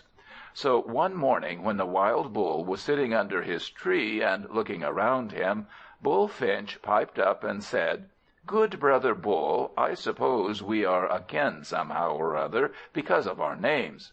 "Yes, I dare say it may be so, Cousin Bullfinch," said the Bull. "Well," says the Bullfinch, "allow me the right of a near kinsman to say something to you." "All right, go ahead," said the Bull gruffly. "Well," said the Bullfinch, clearing his throat, for he was a little frightened, "don't you know that murder is a very evil deed, and yet you do it every day of your life?" "Impertinent speck," said the Bull, getting up and walking away. He thought it cheeky that a bird so little would presume to rebuke a great big bull. He did not remember, you see, that big bodies are often big fools, and precious goods are done up in small parcels. The warning of the little finch was as the blowing of the wind. At least so it seemed at the time, though afterwards, as you shall hear, the bull did remember it. So the bull went on tossing and goring all that came within reach, and now he would have nothing to say to the poor little bullfinch. This went on until one night a certain lion had a dream. This lion was king of the forest, and he could conquer any creature who fought with him. In his dream the lion thought that an angel stood before him and said, "O lion, in such a place under a tree lives a wild bull who does cruel murders every day upon innocent folk. By that tree is good pasture, and the wild bull has grown very fat. I think he would make a nice meal for you, and at the same time you would be doing a good action in ridding the world of such a monster." When the day dawned, the lion made no delay, but set out at once towards the place of the wild bull. By and by he caught scent of the bull, and then he uttered a terrible roar. The bull heard the roar and was afraid, and still more feared he when he saw this lion approach, whom he knew to be the king of the forest, and invincible. "O Bull," roared the lion, "your hour has come. I am come to eat you as a just punishment for your sins, and also because I'm hungry." At this the Bull trembled greatly, for he knew now that his sins had found him out. His knees gave way beneath him, and he was just about to sink to the ground when the words of the bullfinch came into his mind. Then he said, "O mighty lion, I have indeed deserved to be eaten, but I beg of you one last favor. Give me leave to bid farewell to a little kinsman of mine, Cousin Bullfinch, who lives in this tree, and at this moment is picking up seeds not far off." The lion was a good fellow, and had no wish to be hard on the bull, so he said, "I give leave, O Bull, if you will promise on your honor to come back and be eaten." The bull gave his word that he would come back, and then he went slowly away in search of a bullfinch. Master Bullfinch was at that moment eating his frugal breakfast of seeds. Suddenly he was aware that the wild bull was approaching. He looked up, and seeing the dejected air of the bull, he greeted him as cheerfully as he could, and then asked what the matter was. This bullfinch bore no manner of grudge for the bull's rudeness, because in his little body was a great heart, and he never thought of mean things. "O Finchy, Finchy," moaned the bull, "look upon me for the last time. A hungry lion has come to devour me, and it is of no use to resist, for he says that an angel has sent him to punish me for my sins." "Poor old chap," said the Bullfinch. "Tell me all about it." Then the Wild Bull told him the dream which the Lion had seen. "Ah," said the Bullfinch, "that is curious." "Why?" asked the Bull. "Because," said the Bullfinch, "I too had a dream last night which I think the Lion ought to hear." The Wild Bull was not interested in the Bullfinch's dream. Would you be interested in dreams, I wonder, if you expected to be eaten the next minute? However, he said nothing, and when Bullfinch fluttered his wings and flew away towards the Lion, our friend the Wild Bull followed slowly behind. "Good morning, King Lion," said the little bird. "So you have had a dream?" "Yes," said the Lion, and then he told the Bullfinch his dream. "Well, I had a dream too," said the Bullfinch, "and this it was. I dreamt that the same angel who came to you came afterwards to me and said, 'Oh, Bullfinch, when the Lion comes to eat your friend the Bull, tell him that he was sent not to destroy but to cure, and that now the Bull repents of his evil ways, the Lion may go back again to his forest.'" "Oh, I am so glad," said the Lion. "I am hungry, it is true, but I dare say I can find some other creature who has committed no sins and wants no curing. So good-bye, friend Bull, and don't do it again." So saying, the Lion shook hands with both of them, and went to look for a fawn. Then the Bull, wild no longer, thanked his friend the Bullfinch for saving his life, and they became faster friends than ever.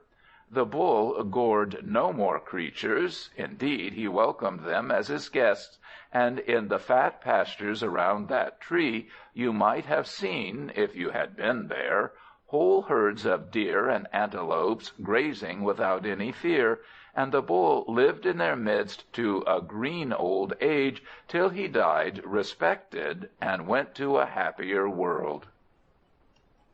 The Swan and the Crow. Once upon a time 2 swans had to leave home on account of a famine, and they settled by a lake in a distant land. By the side of this lake lived a carrion crow. The swans built a nest, and Mrs. Swan laid 2 beautiful round eggs in the nest and sat upon them. She had to sit on the eggs for weeks in order to keep them warm, so that the little ones might grow up inside and be hatched. While she sat there, the Crow used to help Mr. Swan to find food for his wife, and when the cygnets came out of their shells, the Crow helped to feed them also. So all went happily for a time, and Mr. and Mrs. Swan were deeply grateful to the kind Crow. But crows are not kind without some reason, and what this Crow's reason was, you shall now hear. Time went on, and one day Mr. Swan said to Mrs. Swan, "My dear, the famine must be over by this time. What do you say? Shall we go home again?" "I am ready," Mrs. Swan said, "and we can start tomorrow if you like." "Stop a bit," says Mr. Crow. "I have a word or 2 to say first." "Why, what do you mean?" the Swans said, both together.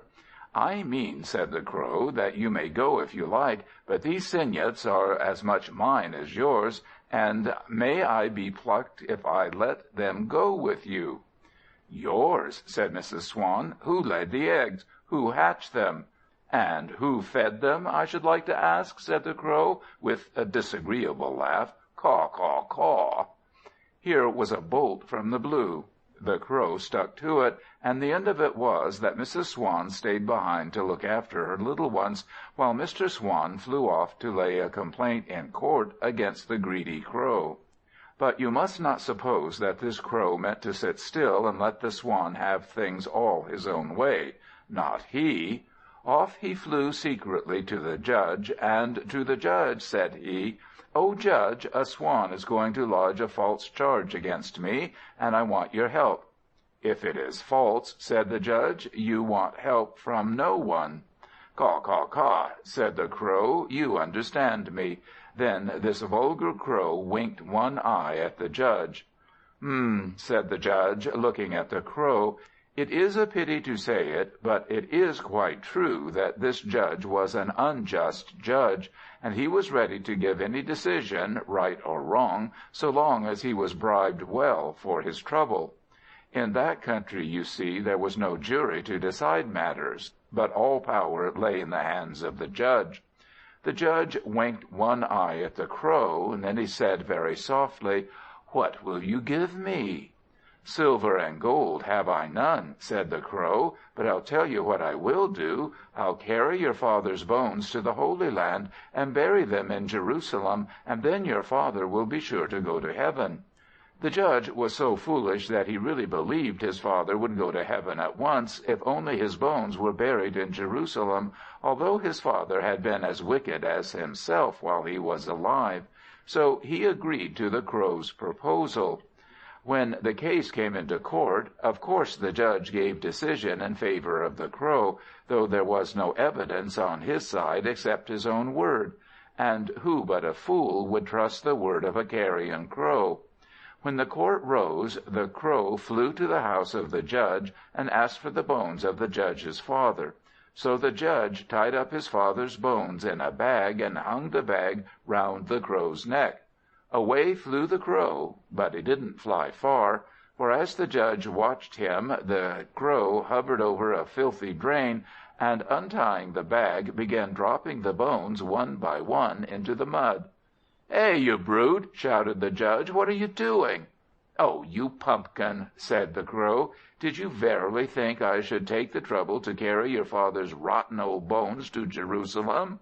No, no! I only wanted to see what rogues the race of judges can be. Caw!" Flop went the last bone into the mud, and away flew the Crow, and never came back there any more.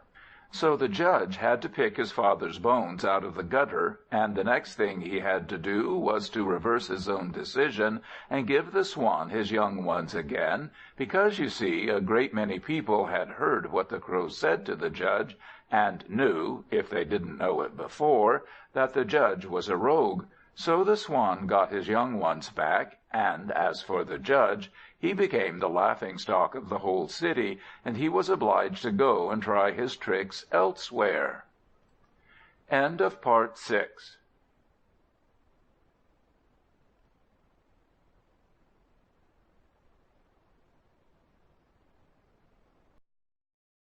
Pride shall have a fall, the kid and the tiger, the stag, the crow, and the jackal, the monkey and the crows, the swan and the paddy bird, what is a man, the wound and the scar, the cat and the parrot. Pride shall have a fall. There was once a great drought in the land. For weeks and months not a drop of rain fell, and the sun beat down and dried up the whole country, so that there was no water to be found. Now there was a certain pond in that country, and as day after day the sun blazed, the water sank lower and lower, until it was hardly an inch deep. Numbers of frogs used to live in this pond, but as the water dried, the frogs died, so that the dry mud on the banks of the pond was covered all over with dead bodies of frogs.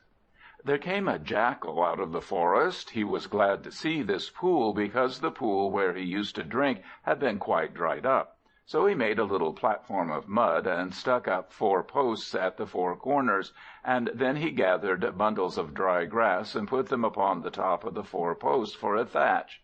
Then his eyes fell on the corpses of frogs lying about, and being a foolish animal, he thought these corpses were uncommonly pretty. And what do you think he did? He gathered a lot of the dead frogs and hung a fringe of them all around the thatch, and in each of his ears he hung a dead frog, like an earring. From far and near, swarms of rats used to come to this pond for drinking, since it was the only water to be found for a long distance, and all the rest was dried up. Then the jackal kept guard over the pool, and not a drop might any rat so much as taste, unless he would first bow down and worship the jackal, and sing the following psalm, which the jackal made up himself. A temple all of gold I found, with golden lamps hung all around, and see, the god himself is here, with 2 big pearls in either ear.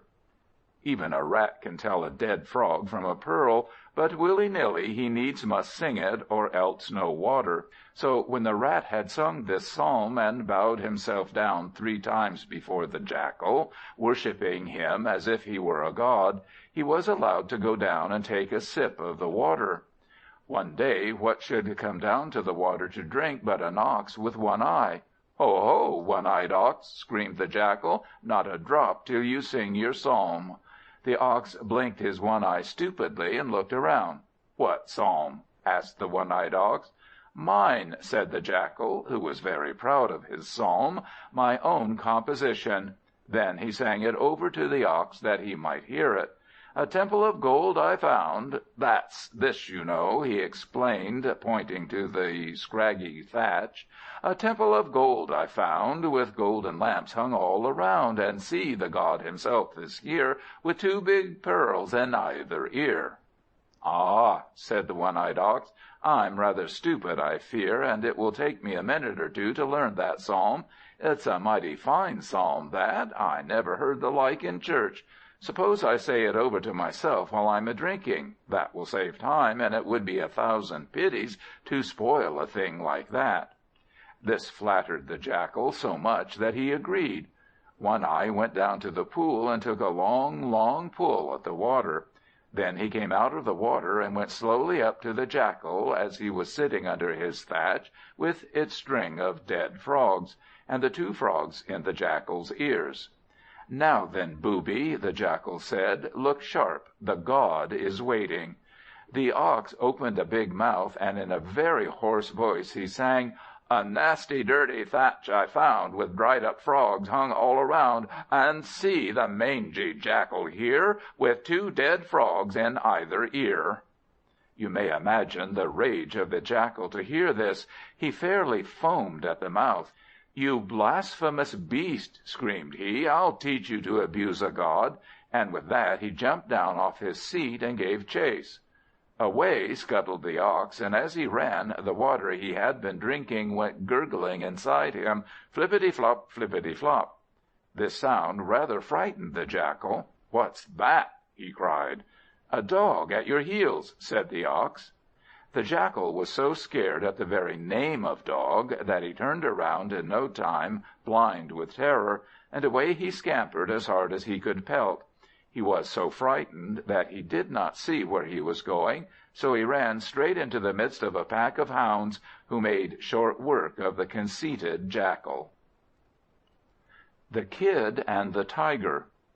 A nanny goat and a tigress were near neighbors in a certain wood, and fast friends to boot. The tigress had 2 tiger cubs, and the family of the nanny goat was 4 frolicsome kids, named Roly-Poly, Skipster, and Jumpster. But the tigress was jealous of her friend, the nanny goat, because Nanny had 4 young ones, while she had only 2. One day, as she was musing on the injustice of her fate, she thought to herself, "What if I eat up 2 of Nanny's kids, and then things will be equal? They do say friends have all things in common." So to Nanny goat she hied, and said she, "Sister Nanny, my little ones have gone out, and I am very lonely at home. Do let one of your dear kiddies come and sleep with me for company. Will you please?" "Gladly will I, sister," said honest Nanny goat, thinking no evil of her friend. Then she ran out to the fields, where Roly and Poly were rolling over each other, and Jumpster was jumping over the back of Skipster. "Children, children," said Nanny goat, "a treat for you. A kind friend has asked one of you out to spend the night." "Ba, ba, ba!" cried the kids, running up, and then 3 of them called out all together, dancing around old Nanny, "Let me go, let me go, let me go!" But the 4th, who was a wise little imp, and Roly it was to be sure, asked in a quiet tone, "Who is it, Mammy Nanny goat?" "Why, who should it be but your Aunt Yellowstripe," said Nanny. At this they all looked rather crestfallen, for although Nanny goat loved her friend dearly, all the youngsters were afraid of her, for what reason they could not say. Children have a way of finding out their friends, and these kids had noticed at times a gleam in the eyes of Auntie Yellowstripe, which boded ill to little kids. "No, thank you, Mammy Nanny Goat," said Skipster, skipping away. "No, thank you, Mammy," said Jumpster, and jumped after her. "No, thank you," said Poley, and rolled himself away by himself. Why did Poley roll away by himself? Because Roley stayed behind. Roley did not say, "No, thank you." On the contrary, he said, "Yes." Why Roley said yes instead of no was his own concern, and I think Roley knew what he was about. This was how Roley went with the Tigress, and that night the Tigress put him to sleep by her side. She cuddled him up and made a great fuss of him, thinking to herself, "Soft words cost nothing, and when he is fast asleep we shall see what we shall see." But Roley was no such fool as the Tigress thought him, so he did not go to sleep, but only pretended. And no sooner did Dame Yellowstripe begin to snore, than up jumps Roley, as soft as you please, and fetches out one of Yellowstripe's own cubs, who were sleeping away at the back of the cave. He laid the cub in his own place, and went into the corner to sleep with the other cub. About midnight the Tigress awoke, and as she felt the warm little thing nestling beside her, she chuckled to herself. Then she gave him one tap with her mighty paw. Crack went his neck, and his dancing days were over. The Tigress gobbled him up, skin, bones, and teeth. It was pitch dark, you know, and she could not see that she was eating her own cub. One less of the brood now, thought the Tigress, turned over, and went to sleep again. Next morning they all woke up, and Yellowstripe, to her dismay, saw that Roley was rolling about, right as a trivet. She looked round for her own cubs, and lo and behold, one was missing. At first she could not make it out in the least, but when it dawned upon her what had happened, she nearly turned yellow all over with rage and disappointment. "Did you have a good night, Roley dear?" she said in a wheedling tone to the Kid. "Oh yes, Auntie," said the little Kid, "only a gnat bit me." This astonished the Tigress, who thought that the Kid must be stronger than he appeared to be. "Never mind," said she to herself. "Come tonight, we shall see what we shall see." That night all went as before, only this time Roley put a huge stone in his place, and then he ran off as fast as his legs could carry him. When the Tigress awoke, she gave a pat to the stone. It hurt her paw sadly. "Good heavens," said she, "what a mighty Kid it is, to be sure! I must make short work of him, now I have the chance, or there is no knowing what may happen. When he grows up, he may kill me." So she gave a fierce bite at the stone, and broke all her front teeth. Now the Tigress's fury knew no bounds. She went raging about the cave, hunting in every corner for Roley, but Roley was not to be found, because, as I have told you, he was not there. So the Tigress was forced to wait until morning for her revenge. All night long the Tigress lay awake with the pain of her teeth, and when morning came she sought out a familiar friend to take counsel with. This friend was an old one-eyed tiger. The Tigress and the one-eyed tiger talked for a long time together, and as they talked, they walked. When they came to the end of their talk, their walk was also at an end, and they found themselves at the mouth of Yellowstripe's den. There, in the den, as calm as you please, playing with the one remaining tiger cub, was Roley. "Ha, ha!" cried One-eye. "So there you are. Let us sit down, and I will tell you a story." "Do, Nuncle One-eye!" cried Roley. So they all sat down, and One-eye began. "When I eat little kids," said One-eye, "4 of them make me a mouthful, and I'm coming one of these days to make 1 mouthful of you and your brother and sisters." "Capital, capital, Nuncle One-eye!" said Roley, clapping his paws. "What good stories you do tell, Nuncle One-eye! Now I'll tell you a story. When you come to eat us up, Skipster will hold you by the forelegs, and Jumpster will hold you by the hind legs, and Poley will hold your head, and Roley will chop it off, if only Mother will give us a light." This terrified One-eye extremely, for he was a great coward. He thought it all as true as gospel, so he took to his heels and left Yellowstripe in the lurch. On the way he met 6 other tigers, friends of his. "Oh, my friends," said he, "I have such a treat for you. A fine fat kid crying out to be killed. Come along, I'll show you the way, and all I ask is the pleasure of serving you." Cunning old One-Eye! The 6 Tigers believed all that One-Eye said, and away they all trotted together towards the place where Roley lived. They knew he would go home sooner or later, and indeed he was there already, and saw them coming, so he climbed up a tree. Goats are wonderfully good at climbing rocks, but I think most of them cannot climb trees. Still, whatever may be true of other goats, Roley could. If it were not so, this story would never have been written. So Roley climbed up a tree and sat on a branch, with his legs all dangling in the air. The first Tiger gave a jump and missed him. Number 2 gave a jump and missed him. They all jumped one after another, and not one of them could touch Roley, who sat and laughed at them so heartily that he nearly fell off his perch. At last, when they were tired of jumping and jumping, up gets old One-Eye and says, "I know how to get at him. I'll stand here, and you get on my back, and then the rest of you one atop of another, and then we shall catch him nicely." They all thought this an excellent idea, so One-Eye propped his old carcass against the tree, and the other Tigers mounted one on another's shoulders, until there they were, all 7 in a pyramid. Then the topmost Tiger stretched out his paw, and all but got hold of Roley. Thereupon One-Eye cocked up his solitary eye to see how things were going on up aloft, and seeing this, Roley called out, "Mother, give me a lump of mud, and I'll hit the brute in his sound eye, and then we will finish him off." When One-Eye heard this, he gave a great start, and down toppled the whole 7 in a heap, one atop of the other, spitting and roaring and scratching. They were so much taken aback that they imagined all sorts of powerful beasts to be fighting with them, when it was only their own selves, biting each other, and the end of it all was that as soon as the 7 Tigers had each got his 4 legs to himself, off they went, helter-skelter, into the forest, and never more troubled Mammy Nanny Goat and her 4 frolicsome kids. The Stag, the Crow, and the Jackal. Once upon a time there was a stag living in a certain jungle, and in the same jungle lived a crow. These 2 were bosom friends. Why a stag should take a fancy to a crow I cannot say, but so it was, and if you do not believe it, you had better not read any further.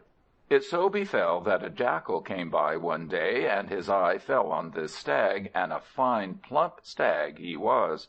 The jackal's mouth began to water. How he would like to make a meal of so dainty a piece of flesh! But he knew it was of no use trying to attack the stag, who seemed very strong. Still, by hook or by crook, that stag he would have. So in the depths of his cunning heart he concocted a trick, of which you shall shortly hear.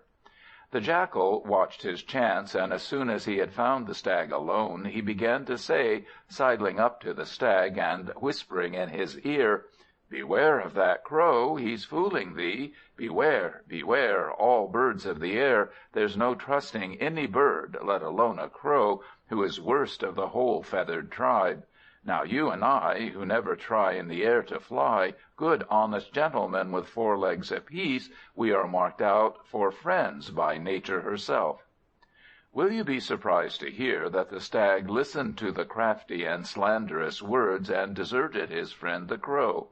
When your hair is gray, you will know that such is the way of the world, and that a true friend who sticks to the end is harder to find than a diamond mine.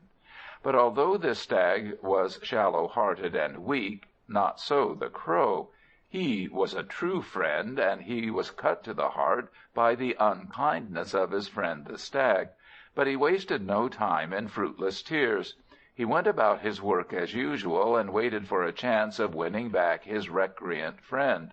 Well, stag and jackal scoured about the woods together, and the jackal did his best to make himself agreeable. In this he had poor success, for though the stag tried hard to like his new comrade, yet he could not help seeing that he was dirty. Moreover, the Jackal ate all sorts of dead animals, but the Stag was a vegetarian, and did not approve of this kind of food. But though the Stag had qualms now and again, he was not strong enough to break loose from the friendship of the Jackal. But the time was ripening for the Jackal's blow. He knew a place where huntsmen used to set gins and snares to catch the wild animals. So one day, as he and the Stag were out a-walking together, the Jackal so managed that they passed by this place. The Jackal took good care to keep clear of the snare, but the innocent Stag knew nothing of snares or gins, so into a snare he stepped, and snap, he was fast. Now was the time for a true friend to show his friendship, but the Jackal, as we already know, was a humbug. Accordingly, all he did was to sit by the side of the Stag and try not to look pleased. "Oh dear, what shall I do?" said the Stag, when he found himself caught. "Oh, my friend, do help me out." "You shock me, friend," said the Jackal, pulling a long face.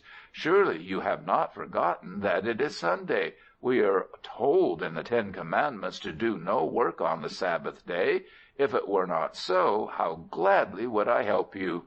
So saying, he wiped away a crocodile tear. He sat down and waited in the hope that the Stag would die, and then he would eat him. But the faithful Crow was not far. Though his friend the Stag would not so much as cast him a look, the Crow followed him ever, biding his time. And now the time had come. The Crow perched on a neighboring tree and said, "Dear friend, I am only a weak little bird, and I cannot help you, but I can teach you to help yourself. My advice is, pretend to be dead, and when the hunter comes he will open the snare without any care, and you can escape." "Thank you, long-suffering friend," said the Stag. And so he did.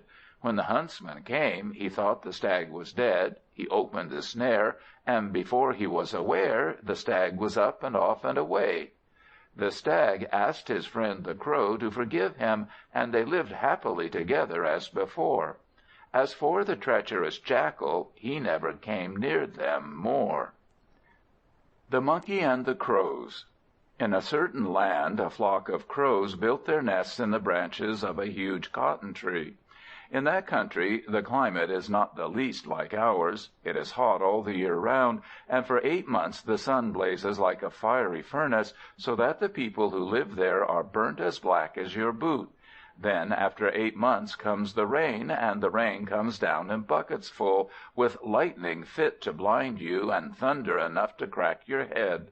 These crows were quite happy in their nests, whatever happened, for when it was hot, the leaves of the tree sheltered them from the sun, and in the rainy season the leaves kept them pretty dry. One evening there came a terrible storm, with torrents of rain like Noah's flood. In the midst of it, the crows noticed a monkey sliding along, drenched and draggle-tailed, looking like a drowned rat. The crows set up a chorus of caws, and called out, "Oh, monkey, what a fool you must be! Look at us, dry and comfortable in our nests of rags and twigs. If we, with only our little beaks to help us, can make comfortable nests, why can't you, with 2 hands and 2 feet and a tail?" You might have thought the monkey would take this advice to heart, but not a bit of it. Monkeys are naturally a lazy tribe, and they are full of envy, hatred, and malice. What they like best is destroying whatever they can lay their hands on, and when I look upon some of the nations of this globe, I cannot help thinking that they really must be descended from monkeys. So this monkey snapped and snarled and said to the crows, "Just wait till morning, and then we'll see what a monkey can do." The simple birds were delighted to hear this, and looked forward to seeing the monkey do something wonderfully clever with his tail and his 2 hands and 2 feet. Morning came, and the rain was over. The monkey climbed up into the tree, and in his rage and envy he tore all the crows' nests to pieces. Then the crows were sorry they spoke, and determined for the future to mind their own business and let fools alone. For as the wise man said, to give good advice to a fool is like pouring oil upon the fire. The Swan and the Paddy Bird. A wild swan was flying once to his home, when he paused to rest on a tree. This was a kind of tree you have most likely never seen. It was very tall and had no branches upon it until you came to the top. But at the top was a large clump of green leaves and bunches of cocoanuts hanging down. It so happened that on this tree was the nest of a paddy bird. A paddy bird is a bird something like a heron, which feeds on fish and frogs. At the moment when the swan perched upon the tree, this paddy bird was sitting demurely on the edge of a pond that was now below the tree, watching the water for a rise. She had no fishing rod, but when she saw a little fish or a frog swim past, out went her beak like a flash, and the fish was pierced. Then she ate the fish, or carried it off to her little ones in the nest. When the paddy bird chanced to look round, she saw the swan sitting upon her tree. She was frightened at this, thinking that perhaps it was some bird of prey come to devour her chicks. So she left her fishing, and at once flew up to the top of the cocoanut tree. The swan looked harmless enough when she came closer, so plucking up courage, the paddy bird thus addressed him. "Good day, sir. May I ask who you are?" "I am a swan," said the other, "and I am on my way home. But as it is a hot day, I thought I would rest a while in your tree. I hope you have no objections." "Welcome, my Lord Swan, welcome," said the paddy bird. "I only wish I could offer you entertainment, but I am ashamed to say that I have no food worth your taking. I am a poor bird, and you know we paddy birds eat only small fish and frogs, which your Highness would hardly touch." "Oh, never mind for that," answered the swan. "Thank you all the same, but I can find my own food on this tree of yours." This set our paddy bird's heart all a-flutter, for what could he mean but her brood? However, all was well in a minute, when she saw the swan go to one of the green cocoanuts hanging to the tree. You have seen, I suppose, 3 little soft places at the top of a cocoanut, which are holes in the shell filled up with pulp. The swan pierced his bill through one of these holes and drank the milk inside the cocoanut. Then he gave some of the milk to the paddy bird and flew away. This milk tasted very nice, and the paddy bird began to say to herself, "What a fool I have been all these years! Here I am watching and waiting all day long for a frog, and nasty things they are too, and all this while there was plenty of delicious milk within a yard of my nest. Well, good-bye, fish, and good-bye, frogs. I have done with you now forever." The next time the paddy bird felt hungry, she flew to a cocoanut and began to peck at it. But she did not know the secret of the 3 little holes at the top of the cocoanut. So she pecked and got no further. At last she gathered all her strength and gave a tremendous peck at the cocoanut. Snap! Her bill broke off and the blood ran out, and very soon the poor paddy bird had bled to death. Next day the swan happened to fly by that way again, and coming to the tree he found his friend the paddy bird lying dead on the ground, with her bill snapped off clean. He understood at once what had happened, and said to himself, "This is what comes of trying to do what one is not fit for. Let the cobbler stick to his last, or misfortune follows fast." What is a man? In a certain forest a lioness dwelt who had 1 cub.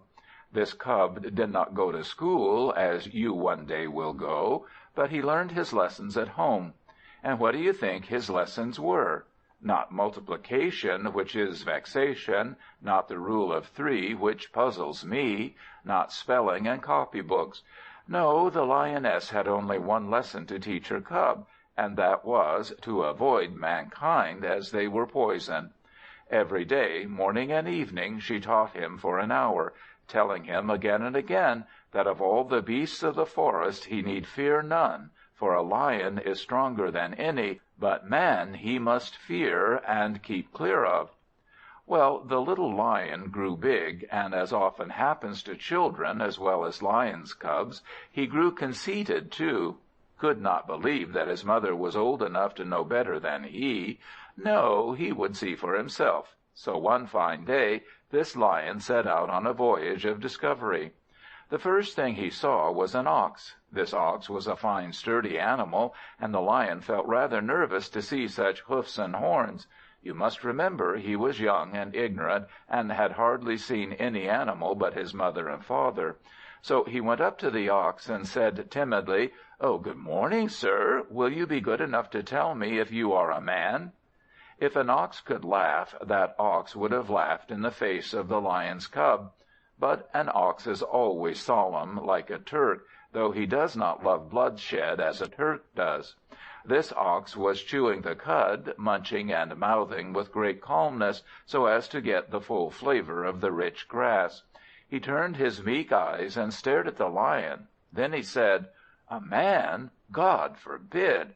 A man is a terrible creature. He makes slaves of us oxen, and puts a yoke on our necks, and fastens us to a thing called a plough, and makes us pull the plough to and fro, up and down, till we are tired to death. If we don't go, he sticks a prod into us, which hurts us very much. I can't think what is the use of all this pother. We get no good of it, and when we are old and can work no more, he kills us and eats our flesh, and the skin he makes into shoes for his own feet. Keep clear of men if you value your life." Then the ox turned his head away and went on with his chewing. This gave our Lion something to think about. He thought the ox a very fine animal indeed, and yet, said the ox, man was stronger. The Lion went his way, and by what should he see but a camel? If the ox was a fine creature, here was a finer, ever so tall, with a hump on his back, and a long neck, and great long legs. Surely this must be the terrible man he had heard so much of. But to make certain, he approached the camel with great respect, and said, "Good morning, sir. Pray, will you tell me if you are a man?" The camel turned his long neck, and sniffed and sneered, as camels have a way of doing, and a most unpleasant way it is. "Pooh!" said he. "Stuff! Poof! You oaf! You think me a man? I wish I were a man. Wouldn't I make short work of you? A man, quota! Why, I am a slave to that same man. They catch us, these men, and make a hole in our noses and put a ring in it. Do you see my ring? How do you think I like a hole made in my nose, as if 2 holes were not enough? Then they tie a rope to the ring and lead us about all day long, just where they please, without a 'with your leave' or 'by your leave'. And they make us squat down in the mud, and put a great load on our backs, enough to crush a whipper-snapper like you. Groan as we may, it's all of no use. They do what they choose. Man! The very name makes me shiver. Get out and leave me alone." This frightened our Lion, because who knew whether the great animal might not kill him if it came into his head? So the Lion went away as fast as he could. In a little while he espied an elephant. Here was a monster, to be sure. A great black mountain with a long nose curling about, and huge white teeth sticking out, and big ears flapping. The Lion was quite terrified this time, and would not go near the elephant, until he suddenly saw that the elephant had a rope round his tusks, by which he was tied fast to a stake. Then he plucked up courage to approach, and said, "Good morning, my lord. Please tell me, are you a man?" The elephant trumpeted loudly. That was his way of laughing at the idea that he could be mistaken for a man. "Hurroo! Hurroo!" he shrieked. "A man! Hurroo! No, but a man is my master, and that's the truth. A man tied me to this post. Cruel and selfish brutes are men, and with all my strength I am no match for a man. They get on our backs, a dozen of them at a time, and make us fetch and carry and drive us about by sticking a sharp spike into our skulls. Don't you go near a man if you love your life. Why, bless me, they will make mincemeat out of you. Hurroo!" The elephant swished his trunk all around him in his excitement. Our Lion had now seen 3 astonishing creatures, and they all said that a man was stronger than they were. What could this terrible creature be like? He must be a mountain indeed, if he was to master such a beast as the black elephant. Yet the black creature said that men got on his back, a dozen of them at a time. The Lion could not understand it at all. He shook his head and stalked away, thoughtful. As the Lion was going along, he saw a puny and weak-looking thing walking upright on two legs. He seemed to be a kind of monkey, thought the Lion. It never entered his head that this little thing could be a man, but he trotted up to him gaily and said, "Good morning, my friend. Can you tell me where I can find a man? I have been hunting for one all the morning." "I am a man," said the other. At this the Lion laughed in his face. "You, a man?" said he. "Come, come, I may be young, but I am no fool, my good fellow. Why, you are not so big as one leg of that mountain over there, who was tied to a stake, as he said, by a man." "All the same," the man said, "I am one of them."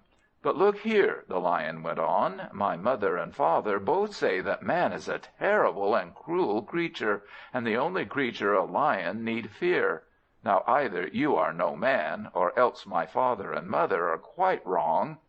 "Well," said the man, "I am not nearly so strong as you are, or the elephant and camel, or even the ox. As you say, I am not much to look at, but I have one power which you all lack." "Indeed?" said the Lion. "And what may that be?" The man answered, "Reason." "I never heard of reason," said the Lion. "Please explain it to me, will you?" "It is not easy to explain what reason is," replied the man, "but if you like I will show you how it works." The Lion was pleased. "Oh, please do," he said. I must tell you that this man was a woodcutter, and he had an axe upon his shoulder. He now lifted this axe and drove a blow into a stout sapling which grew hard by. When he had split the sapling, he took a wedge of wood and hammered it in with the back of his axe, until there was a large cleft in the trunk of the sapling.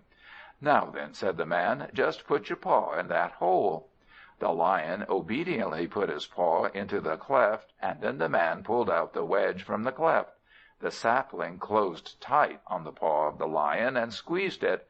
"Now," said the man, "you know what reason is." But the Lion no longer cared to hear about reason. All he wanted was to get his paw out of the cleft. He pulled and he tugged and he roared and he struggled, but all of no use. He could not by any means get his paw free. The end of all was, in madness and fury, he dashed his head against the ground and died. This is how the Lion learnt how terrible a being is man, but unluckily, you see, his knowledge was of no use to him, or anyone else, because it cost him his life. If he had listened to his mother's teaching, he might be living still, and you would not be reading this story. The Wound and the Scar. There was once a forest where a Lion dwelt. Over all the beasts of the forest the Lion lorded it, and of men not one durst come near the place for fear of King Lion. None, that is, except one only, a woodman who lived in a little hut just upon the border of the woodland. And between the forest and the hut a river flowed. This woodman came often into the forest to cut wood, and he had no fear to do so, because the Lion and he were bosom friends. Such fast friends they were, that if ever the woodman failed to pay his daily visit, the Lion was grieved and missed him sorely. It happened once that the woodman fell ill of a fever. In his woodland hut he lay all alone, for no wife was there or sister to care for him. So he tossed and moaned and waited for the hours to pass. Of course, during all this time the woodman could not visit the forest, and his friend the Lion missed him. "What can be the matter?" thought King Lion. "Has some enemy killed him, or has he fallen sick?" At last he could no longer bear the suspense, and set out in search of the woodman. I do not think that the Lion had ever yet been to his friend's house, and for all he knew he might be walking straight into a trap. But he was so fond of the woodman that he never thought of danger. All he wanted was to see his friend. Accordingly he followed the path by which the woodman came into the woods, and in due time this path led him to the bank of a wide and swift river, and over on the opposite bank was a hut. In plunged the Lion, not waiting to think, and though there were crocodiles in that river ready to eat him, and though the current bade fair to sweep him away, so strong was his love for his friend that he swam across. The woodman's house stood within an enclosure, and all the doors and gates were shut, but the Lion jumped over the wall, and searched about until he managed somehow to force his way into the house. Then he saw his friend lying upon a bed, and very ill, all alone, with no one to tend him. How grieved the Lion was to see his friend you can imagine better than I can tell. The Lion knelt down by his friend's side and began to lick him all over. This woke the man from his dazed condition, and when he found the Lion licking his body, he did not like the smell of the Lion, so he turned his head away with a grunt of disgust. Now, I think this was very unkind, because the Lion had no other way of showing how much he cared for his friend. Think what a long way he had come to see his friend, and think what danger he had faced, and now to be met with a grunt of disgust. The Lion stopped licking the woodman, and got up slowly and went away. Back he swam over the deep and swift river, but all the heart was taken out of him. He cared not for the crocodiles. Indeed, now he would not have been very sorry if a crocodile had devoured him. One crocodile did actually get a nip at his leg, and left a wound there.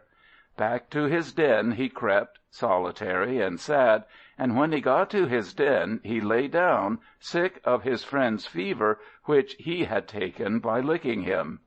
In a week or so the woodman was well again, and thinking nothing of what had passed, he shouldered his axe and trudged away to cut wood. When the time came for his midday meal, he went as his custom was to the Lion's den, and there he found his friend the Lion, thin and sick. "Why, friend, what is the matter?" the woodman asked. "I am ill," said the Lion. "What is it?" asked the woodman again. But the Lion would answer nothing, and do what he would, the man could not get him to say another word. So he left him for that day, and went home. For several days after, the man did the same thing, and gradually the Lion got better. At last, one day, when the Lion was quite well again, the man said to him, "Tell me, good friend Lion, what is it that has made you so silent and gloomy of late?" Then answered the Lion, "O woodman, I will tell you. When you were ill, I swam a swift river and faced death, all for your sake. I came into your house when you lay deserted, and licked your body, and took the fever which you had into my veins. And this wound which you see I received from a crocodile as I was swimming across on my way back. But you received me with scorn, and turned away your face in disgust. The fever is gone, and this wound, as you see, is healed. But the wound in my heart can never heal. You are no true friend, and from henceforth our ways lie apart." The man was ashamed of his unkindness, but it was too late, for as the poet says, "Who snaps the thread of friendship never more can join it as it once was joined before." The Cat and the Parrot. Once upon a time a Cat and a Parrot had joint lease of a certain piece of land, which they tilled together. One day the Cat said to the Parrot, "Come, friend, let us go to the field." Said the Parrot, "I can't come now, because I am whetting my bill on the branch of a mango tree." So the Cat went alone, and ploughed the field. When the field was ploughed, the Cat came to the Parrot again, and said, "Come, friend, let us sow the corn." Said the Parrot, "I can't come now, because I am whetting my beak on the branch of a mango tree." So the Cat went alone, and sowed the corn. The corn took root, the corn sprouted, it put forth the blade and the ear, and the ripe corn in the ear. Then again the Cat came to the Parrot, and said, "Come, friend, let us go and gather the harvest."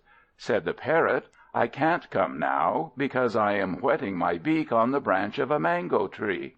So the Cat went alone, and gathered the harvest. She put it away in barns, and made ready for threshing. When all was ready for the threshing, again the Cat came to the Parrot, and said, "Come, friend, let us thresh the corn." Said the Parrot, "I can't come now, because I am whetting my beak on the branch of a mango tree." So the Cat went and threshed all the corn alone. Then the Cat came back to the Parrot and said, "Come, friend, let us go and winnow the grain from the chaff." Said the Parrot, "I can't come now, because I am whetting my beak on the branch of a mango tree." So the Cat winnowed the grain from the chaff alone. Then she came back once again to the Parrot and said, "Come, friend, the grain is all winnowed and sifted. Come and divide it between us." "Certainly," said the Parrot, and came at once. You see, the Cat had done all the work, but the Parrot was quite ready to share the profit. They divided the corn into 2 halves, and the Cat put her half away somewhere, and the Parrot carried his half to his nest. Then the Cat and the Parrot agreed to invite each other to dinner every day. That is to say, the Cat asked the Parrot today, and the Parrot asked the Cat tomorrow. The Cat's turn came first. Then the Cat went to market and bought a ha'porth of milk, a ha'porth of sugar, and a ha'porth of rice. When the Parrot came, there was nothing but this stingy fare. Moreover, the Cat was so inhospitable that she actually made the Parrot cook the food himself. Perhaps that was her way of rebuking her friend for his laziness. Next day the turn came to the Parrot. He procured about 30 pounds of flour and plenty of butter, and everything else that was needed, and cooked the food before his guest came. He made enough cakes to fill a washerwoman's basket, about 500. When the Cat came, the Parrot put before her 498 cakes in a heap, and kept back for himself only 2. The Cat ate up the 498 cakes in about 3 minutes, and then he asked for more. The Parrot set before her the 2 cakes he had kept for himself. The Cat devoured them, and then asked for more. The Parrot said, "I have no more cakes, but if you are still hungry, you may eat me." The Cat was still hungry, and ate the Parrot, bones and beak and feathers. Thus the tables were turned. For if the Parrot had the best of it before, the Cat had the best of it now. An old woman happened to be near and saw this, so she picked up a stone and said, "Shoo, shoo, go away, and I'll kill you with this stone." Now the Cat thought to herself, "I ate a basketful of cakes, I ate my friend the Parrot, and shall I blush to eat this old hag?" No, surely not. The Cat devoured the old woman. The Cat went along the road and perceived a washerman with a donkey. He said, "O Cat, get away, or my donkey shall kick you to death." Thought the Cat, "I ate a basketful of cakes, I ate my friend the Parrot, I ate the abusive old woman, and shall I blush to eat a washerman?" No, surely not. The Cat devoured the washerman. The Cat next met the wedding procession of a king. A column of soldiers and a row of fine elephants, 2 and 2. The king said, "O Cat, get away, or my elephants will trample you to death." Thought the Cat, "I ate a basketful of cakes, I ate my friend the Parrot, I ate the abusive old woman, I ate the washerman and his donkey, and shall I blush to eat a beggarly king?" No, surely not. The Cat devoured the king, and his procession, and his elephants too. Then the Cat went on until he met a pair of land crabs. Run away, Pussy Cat," said the land crabs, "or we will nip you." "Ha, ha, ha!" laughed the Cat, shaking her sides, fat enough they were by this time. "I ate a basketful of cakes, I ate my friend the Parrot, I ate an abusive old woman, I ate the washerman and his donkey, I ate the king and all his elephants, and shall I run away from a land crab? Not so, but I will eat the land crab too." So saying, she pounced upon the land crabs. Gobble, gobble, slip, slop. In 2 swallows the land crabs went down the Cat's gullet. But although the land crabs slid down the Cat's gullet easily enough, you must know that they are hard creatures, too hard for a cat to bite. So they took no harm at all. They found themselves amongst a crowd of creatures. There was the king, sitting with his head on his hands, very unhappy. There was the king's newly-wed bride in a dead faint. There was a company of soldiers trying to form 4s, but rather muddled in mind. There was a herd of elephants trumpeting loudly. There was a donkey braying, and the washerman beating the donkey with a stick. There was the Parrot whetting his beak on his own claws. Then there was the old woman abusing them all roundly, and last of all 500 cakes neatly piled in a corner. The Land Crabs ran round to see what they could find, and they found that the inside of the cat was quite soft. They could not see anything at all, except by flashes, when the cat opened her mouth. But they could feel. So they opened their claws, and nip, nip, nip. "Meow!" squealed the cat.